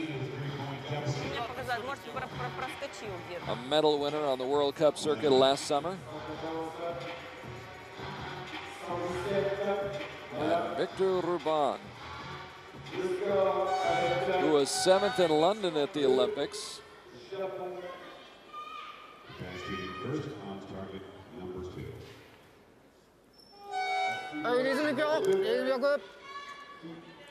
Time to toe that line. Good look at some of the media covering today's Indoor World Championships. Hideki Kikuchi. Okay. Possibly an 8 there from Japan.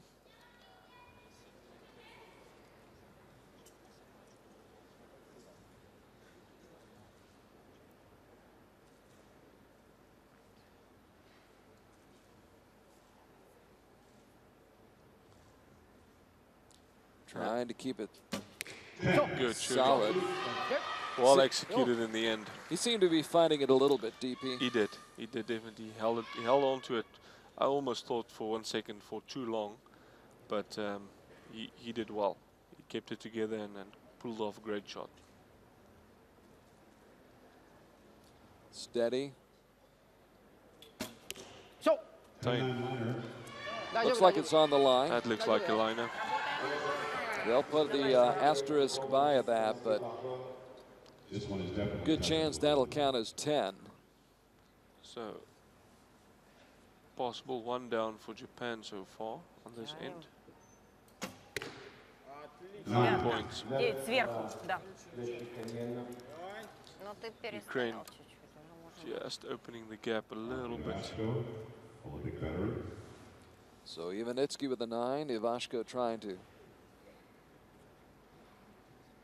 pick him up.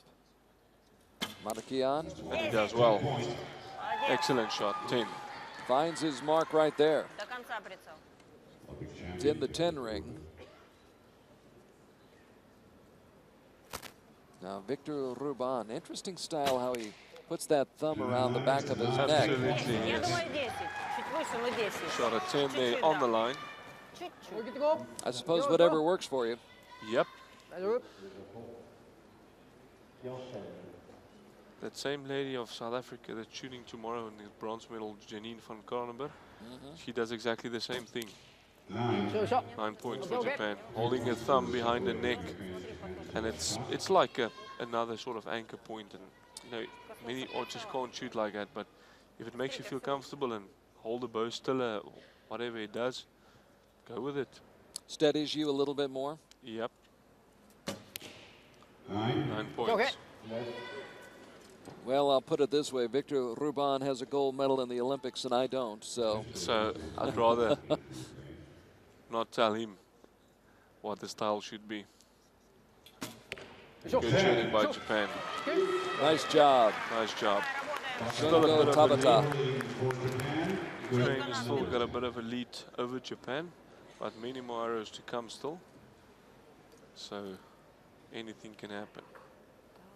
An 8 here, a 7 there. Look very focused on the shot. Solid 10, killing the spider on that one.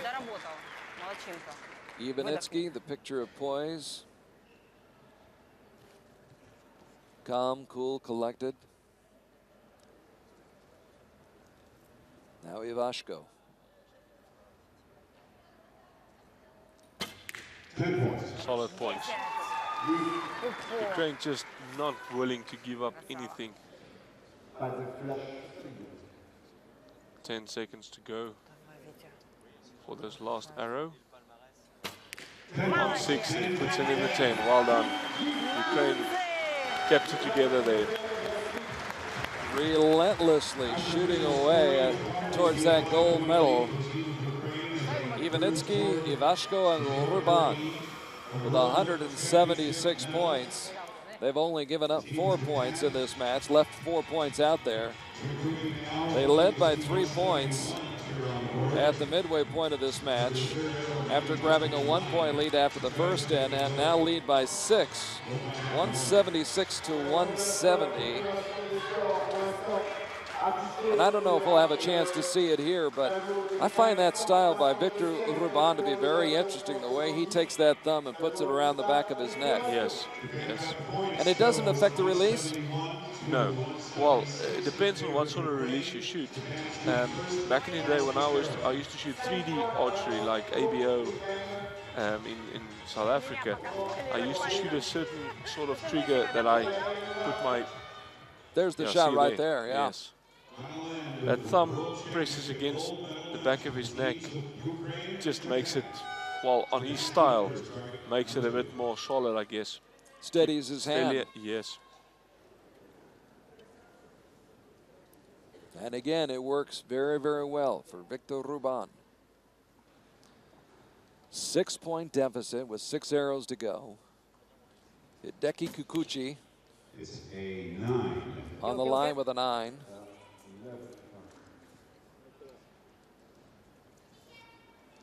Japan got to keep it up here to have any chance of fighting back the Ukrainians. Naoya Oniyama.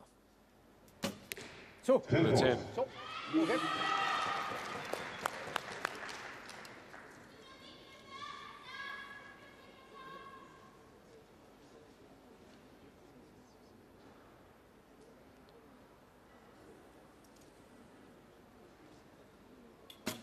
Okay. And again, good fighting spirit in the end here with from Japan. You watch Shungo Tabata, and he looks so confident. Absolutely, he's almost, if you can tell when he's aiming, this is going to be a 10. It's written all over his face. Same has been true for Ivanitsky. Absolutely. Solid recurve archer. 9 points. Just outside. 9, наверное, на 3. But that's only his second arrow that he shoots a 9. The others were all 10. So far he's been doing very well. Выдохни, расслабься. Markian Ivashko settling in. Solid 10.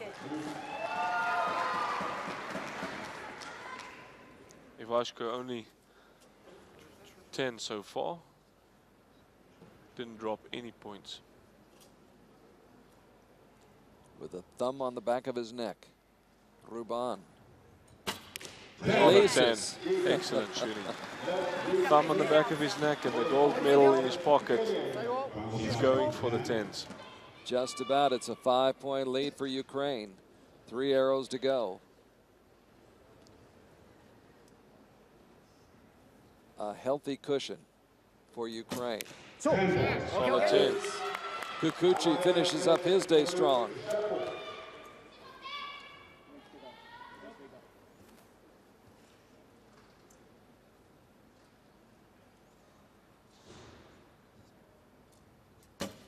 Zo. 9 points. Just outside Final pair. the line there for Japan. Oniyama with a 9. And Ukraine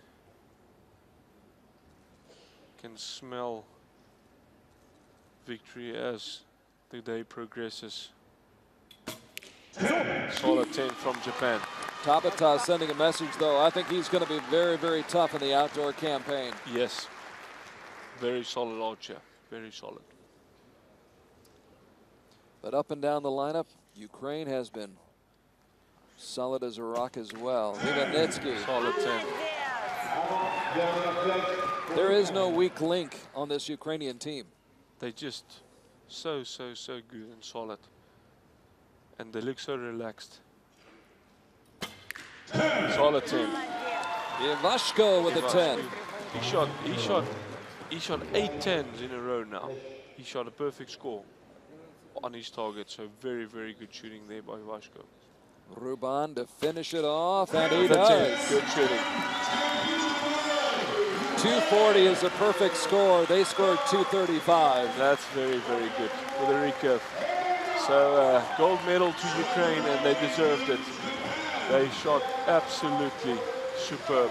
No weak link, as Carl said, in that team. And they did very, very well. With all due respect for the team from Japan, the team from Ukraine just outstanding today, and you've got to be very, very happy for the Ukrainian men, the Ukrainian women. They both win gold medals. Absolutely. And a happy moment for them to enjoy right now. Yes, happy. Very, very nice. And that's the great thing about sports. It's a great escape from whatever's going on outside this arena.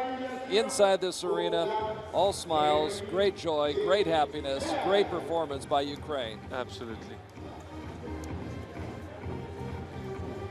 And nothing can take that away from those three gentlemen. Ivanitsky, Ivashko, and Ruban coming through.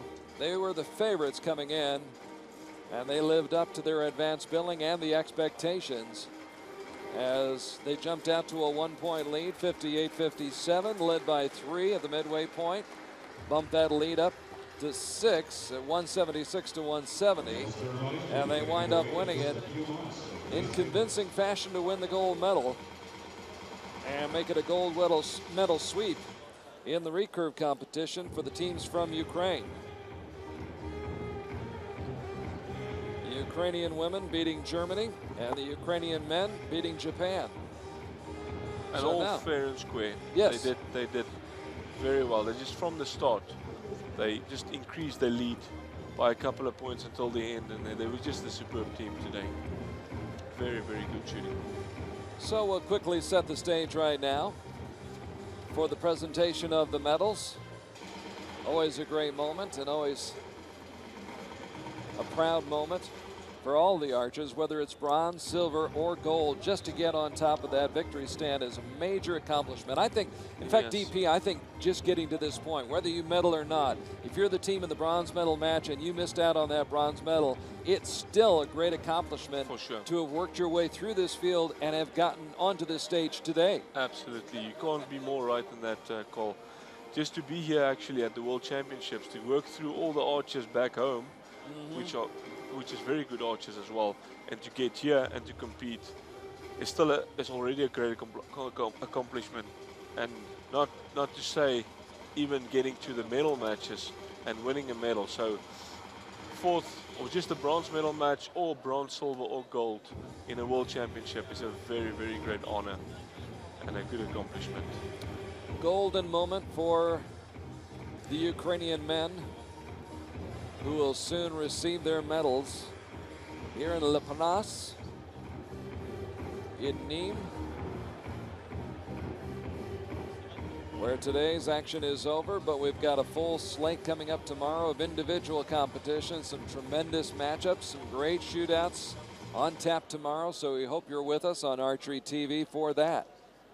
Spend your Sunday, whatever part of the Sunday it might be, middle of the night, middle of the afternoon. Still be best to watch the TV, watch the archery. Oh, sure. Absolutely. Ladies and gentlemen, the victory ceremony. It's such a watched sport over the world. I mean, if you take the Olympic Games, they don't have compound in there, but with the recurve archers, it's such a watched sport. Everybody enjoys it. Everybody loves it. And some of the highest ratings in the Olympics. Absolutely, yes. Are recorded by the archers. Yes. And that certainly was the case in London. Ladies coming out in the ladies team makes us very, very proud to sit here and be able to say that the South African ladies, for their first time ever. We'll let you brag about your South African ladies. Go ahead and brag about them a little bit. And you'll wait for your turn when you get to the American ladies. I bet so. For their very first time, they did very well. And we are so pleased they made it to the medal match. And be able to pull through against Italy in the bronze medal, and they just shot very, very superbly. In that bronze medal match in the compound women's competition, seems like it was a long time ago now. South Africa faced Italy. Italy featuring Rana Franchini, Laura Longo, and Marcella Tonioli. But the women from South Africa, Herde Roux, Danelle Wenzel, and Janine van Krottenberg, able to come up with a victory in that match by the final score of 230 to 225. That match tied at the midway point, 114 all, but South Africa steadily pulled away and did a great job of wrapping up the bronze medal.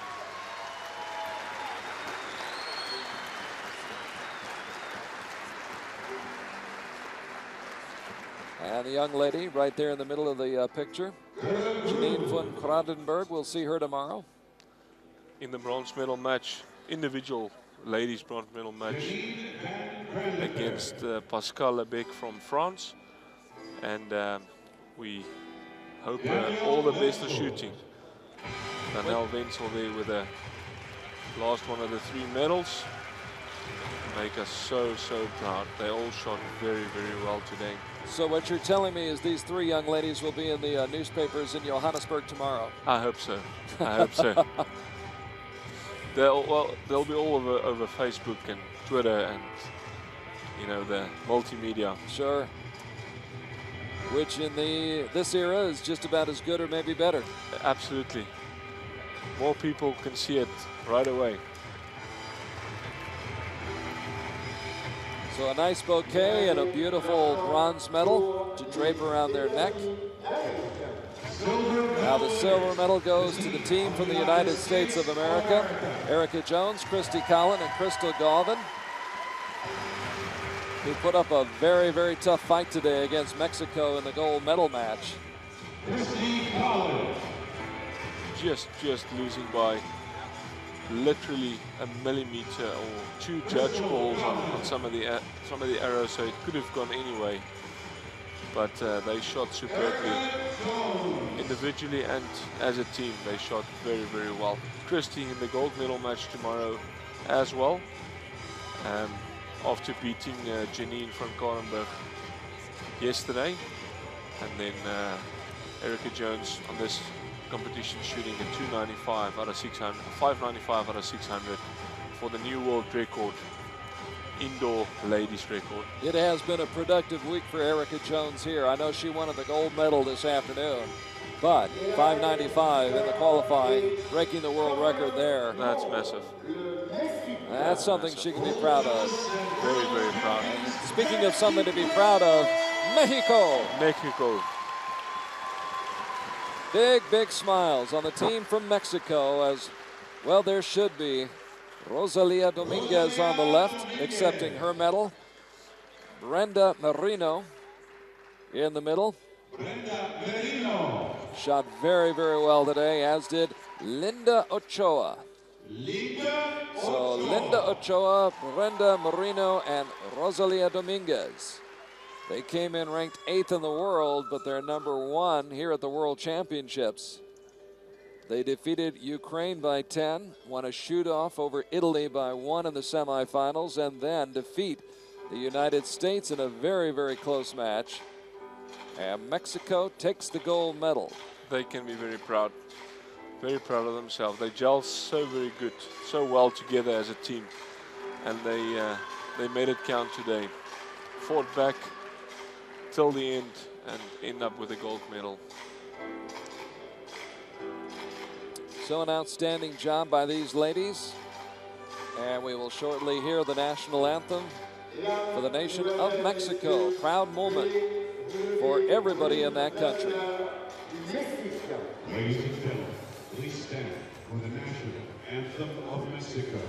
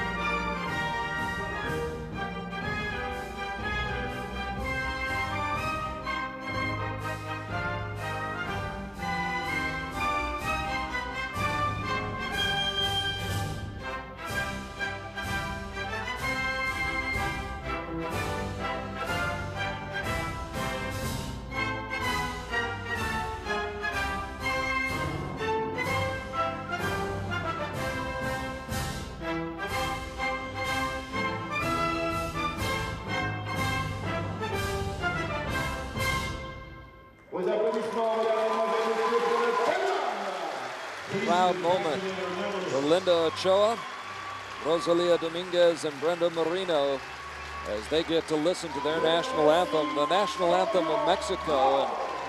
And, you know, you think back to London and what Mexico did at the Olympic Games in London and what we've seen them do here today, and that nation obviously becoming, well, already is a major player in this sport. Absolutely. And even the men as well. I mean, to have Mexico in men and women's categories, you know, competing for bronze or silver medals at the same World Championships tells us something. It's the force to reckon with. So we must look out for them for the future.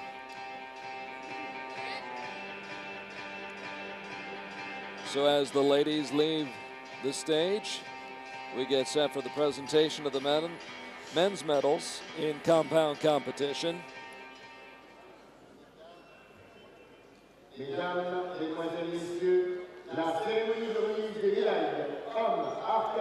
Once again, we'll be on the air at 9:30 local time here in France tomorrow. And it will be the individual competition. We will have the juniors in the first session. And we saw some great shooting out of the juniors this morning in our first session here today in the team competition. And the juniors will be back center stage tomorrow, 9:30 local time, Nimes, France. Check your local listings to find out what time of the day that will be in your part of the world. But we hope you can join us for that. And then we'll have the senior individual competition, compound, recurve, men and women. And a lot more in store coming up from La Parnasse. As Secretary General Thomas Dillon gets set to present the medals to the men in compound competition.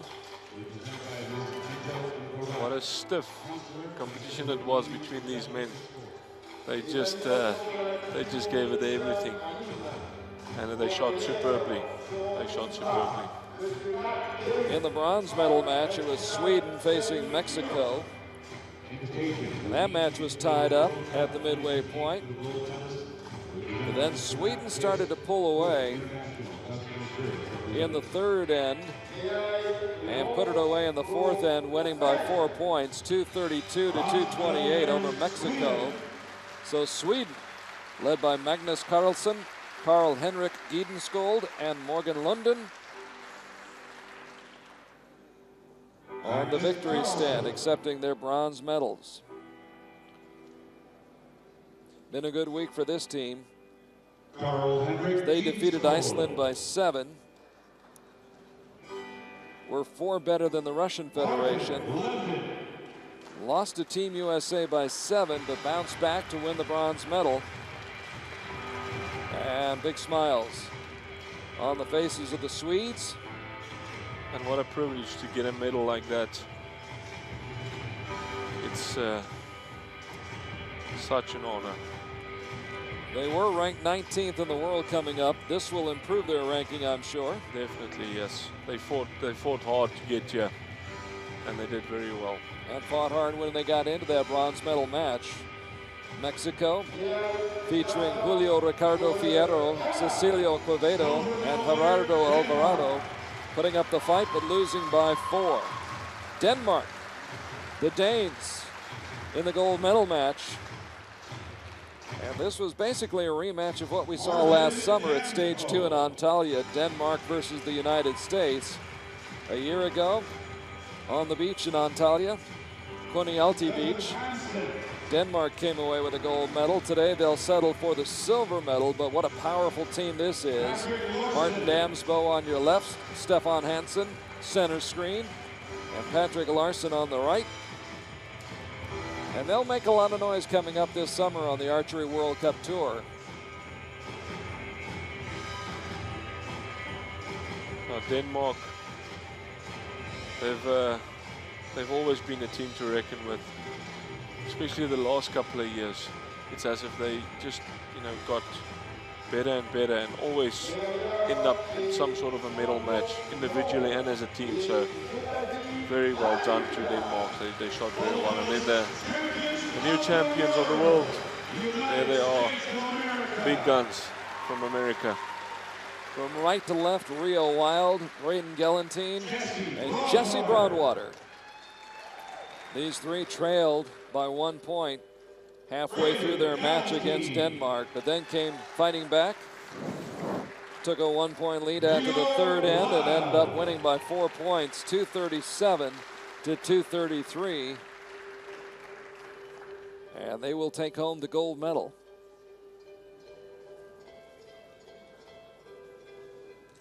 Came in ranked #1 in the world. We're #1 in the qualifying rankings. Had a round score of almost 1,800. That's very, very, very, very good. That's some shooting. That's some shooting. And no wonder they end up with a gold medal after they started the week as they did. Although Denmark really pushed them. They did. Yes, that was close, but they kept it together in the end, winning by those 3 points, and they totally deserve it.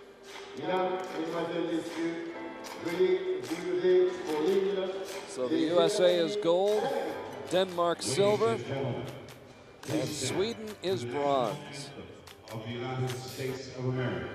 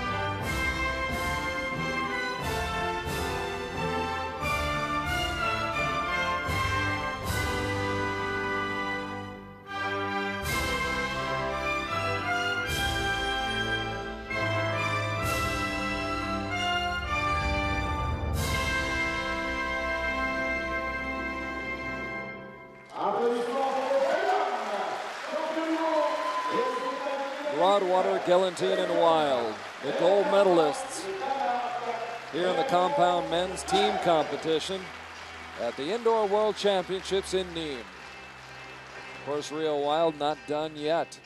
He'll be back tomorrow, right here on this field of play, and a big matchup with Sergio Pagni. Sergio Pagni from Italy, and that's going to be a tough one as well. It's going to be a very tight match tomorrow. Sergio looking forward to that, I'm sure, the great competitor that he is from Italy. Sergio has seen his share of world titles as well, so. Yes, absolutely. Two heavyweights kind of trading punches. Definitely, definitely. But you know what, Rio's got a way of, you know, just hanging in there until at least the one arrow if he's behind. You know, he's got a reputation of being a badger. He's tough to beat. But Sergio as well. Sergio is a solid guy. He's smooth and slick, and he knows what he's doing. He knows where the middle is. So I think it's what is it that George calls him? The Sultan of Smooth? Yes, that's right. And for good reason. Absolutely. So he makes it look easy as well, Sergio. So Pagni and Rio Wild coming up tomorrow in the individual gold medal match for the men in compound competition. Just one of the many great matches that we will see tomorrow at Le Parnasse here in Nîmes, where right now gets set for the presentation of the Recurve women's medals.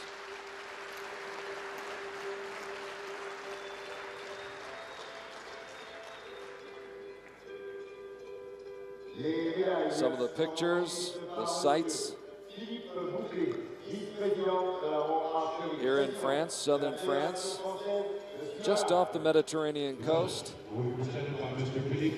Such a good job that the media is doing by, you know, capturing all these scenes and images, and you know, it's there for always. You can always go back and see. Even the archers, they can go back and see what he did wrong on a specific shot. It's such good detail and quality.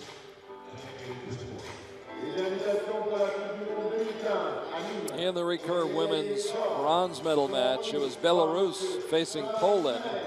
And that was one of the more exciting matches we had all day long. It ended up going to a shoot-off tied at 2:22. But in that shoot-off, Poland exerted its will and came away the victor over Belarus. So Poland, very, very happy and very, very proud, and now in the picture. No, they just did very well as well. They held on till the very, very end, and they took a shot in the dark as well. Literally, they literally did. Yep. The lights went off on their target for one shot, and I can't remember who the archer was who was shooting it. May have been Zoranska. Yeah. Or was it Lesniak? Can't remember, but it was a 9 though. There was a 9, yes. 9 for a dark shot's not bad. No. You might want to try that when you get back home. I'll give it a try and see what happens. Try shooting in the dark, DP. Lesniak in the middle. Zoranska on the left. And Lipiarska on the right as they proudly clutch the flag of Poland. And you can just see the happiness written all over their faces to be on that victory podium. Same goes for Germany.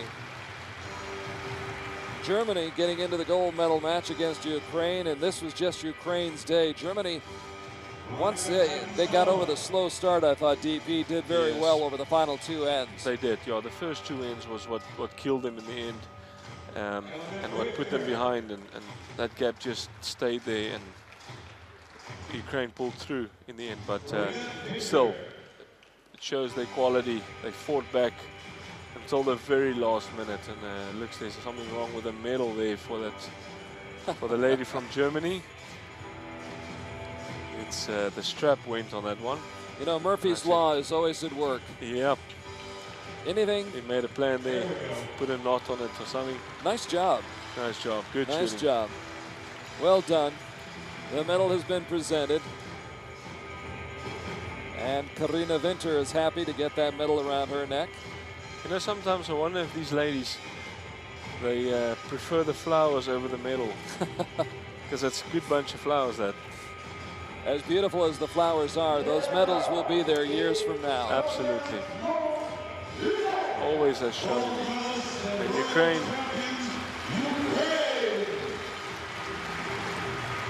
A beautiful job by Ukraine's women in the gold medal match, as they were overpowering to say the least. Got off to a 5-point lead after the first end, went up by 11 midway through the match, led by a dozen after the third end, and cruised home to the gold medal victory.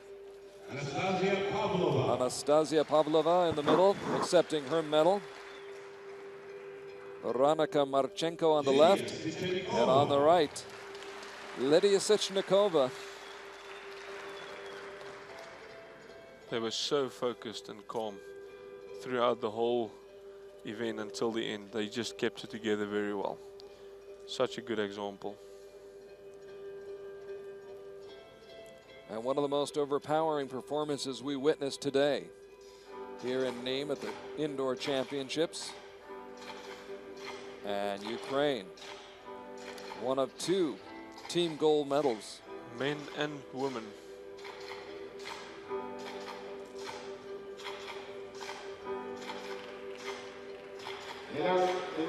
The women in recurve.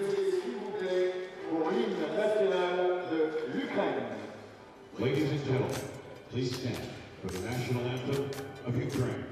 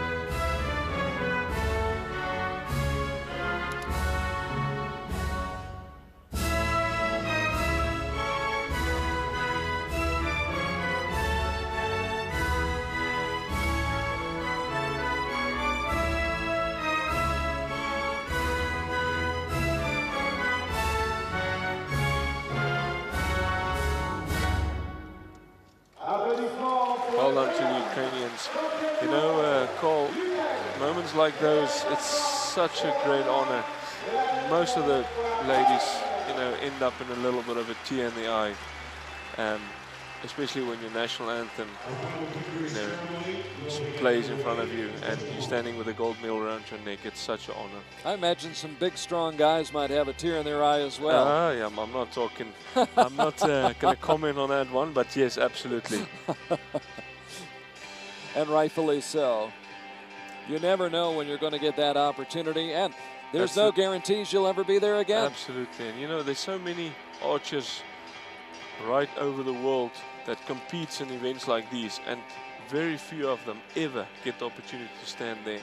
So still, it's a big privilege. And right now, there's a 10 or 12-year-old somewhere in the world who 3, 4, 5 years from now, we're going to be hearing about and talking about in a situation like this. Yes. So once again, congratulations to Ukraine, Veronika Marchenko, Anastasia Pavlova, and Lydia Sichnikova for winning the gold medal. And congratulations as well to Germany, Elena Richter, Karina Winter, and Veronika Heidenchalova for accepting the silver medal. And the bronze medal, of course, I think maybe the most excited team out there was Poland. Yes, it was. Getting that bronze medal and being on the victory stand here. Yes, definitely. Match was much tighter, and it was up to a 1-arrow shoot-off in the end.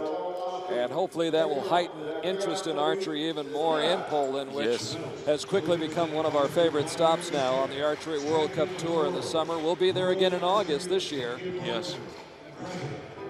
A great setting at Centennial Park. And hopefully we'll see you and your teammates there. I hope so. I hope so. So the recurve men out there. Final also medals to be presented. Very, very good shooting today. In the bronze medal match, it was Germany facing the Netherlands. And that was also a tight one, isn't it? Yes, it was. The Netherlands jumped out to a 2-point lead. Then midway through the second end, Germany was up by 2. In fact, they were still leading by 2 midway through the match. Then the lead shifted back to the Netherlands, 172 to 170. Then in that fourth end, Germany staged a comeback, forced a shoot-off, and it would not have gone to a shoot-off if it had not been for Chef Vandenberg with his Big 10 to get it to a shoot-off, and then Chef finished it with another 10 in the shoot-off. Yeah, that was excellent. The young man, youngster, shows his steel right in the final. So maybe Chef Vandenberg gets top billing on the marquee for the Netherlands in this match. Absolutely. And I think Rick van der Ven wouldn't mind that one bit. Great team right there. Vandenberg on the left, strong. Vanden over in the middle, and van der Ven on the right.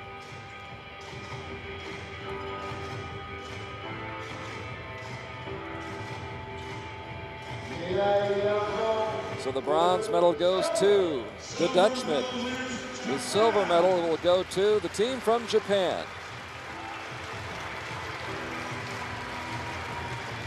Japan with Hideki Kikuchi, Shungo Tabata, and Naoya Oniyama. They were game for the fight today, but Ukraine just didn't want to open the gap for them there. They just kept very strong. But the Japan archers were very good. To get to here, silver medal, excellent shooting. you know, the more I see of Shungo Tabata, the more I enjoy him. The spirit, the personality, just the joy that he exudes. Yes. He is just fun to watch. He's such a good sportsman, and he's got a good sense of humor, and you know, he's just a great athlete. So we'll look forward to seeing more from Shungo Tabata coming up this summer. And last but hardly least, the 3 men from Ukraine. Ivanitsky, Ivashko, and Ruban atop the victory podium after getting off to a 1-point lead in the first end, bumped the lead up to 3 after 12 arrows. doubled that lead to 6 after 18 arrows, and then cruised home to the victory, 235 to 230. And they are your gold medalists here in the recurve men's competition, team competition. They just look so calm right through the competition. They just were so, you know, relaxed, and like you said, it just looked like they were cruising home, increasing the gap. After every end, they were up another couple of points, and they just didn't let them catch, or didn't let anybody catch up with them. So well done to the Ukrainians. They were gold today.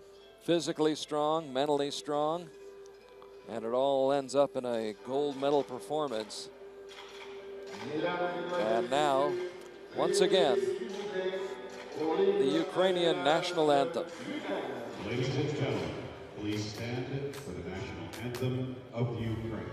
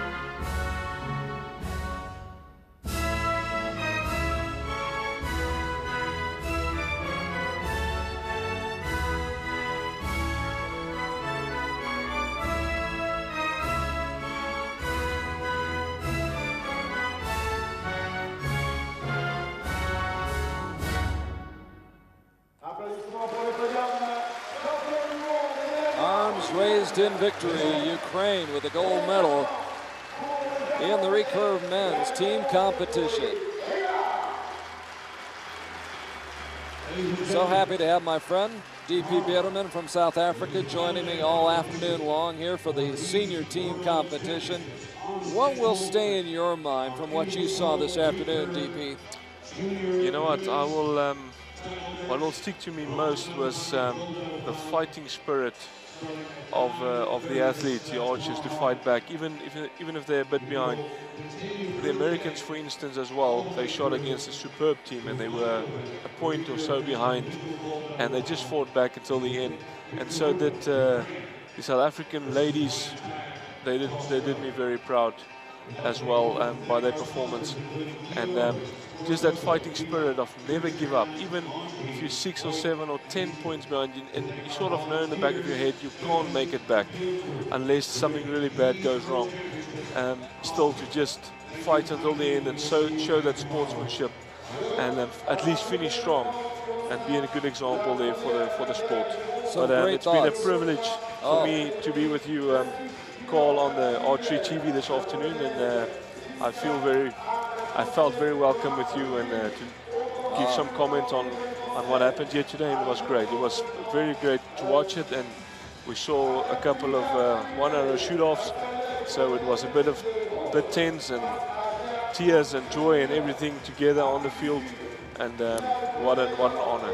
I'm glad. I feel privileged. The pleasure is all ours, DP. Wonderful job today, and hopefully we'll be able to do it again soon. Hopefully, I hope to see you soon again. Thank you. And hopefully we'll see you out on the field again soon. Yes, I will. I'm going to give my absolute best. Well, what a day it has been at Le Parnasse here in the ancient city of Neem. We congratulate all who medaled and to all who came and competed, and we look forward to seeing what happens tomorrow as this ancient city in southern France continues playing host to the Indoor Archery World Championships. It's the individual competition for the juniors and seniors in recurve and compound. We'll bring it to you live at 9:30 local time here in France tomorrow. Till then, for DP Bierman, I'm Carl Arkey saying bonsoir for now from the Indoor World Championships in Nîmes.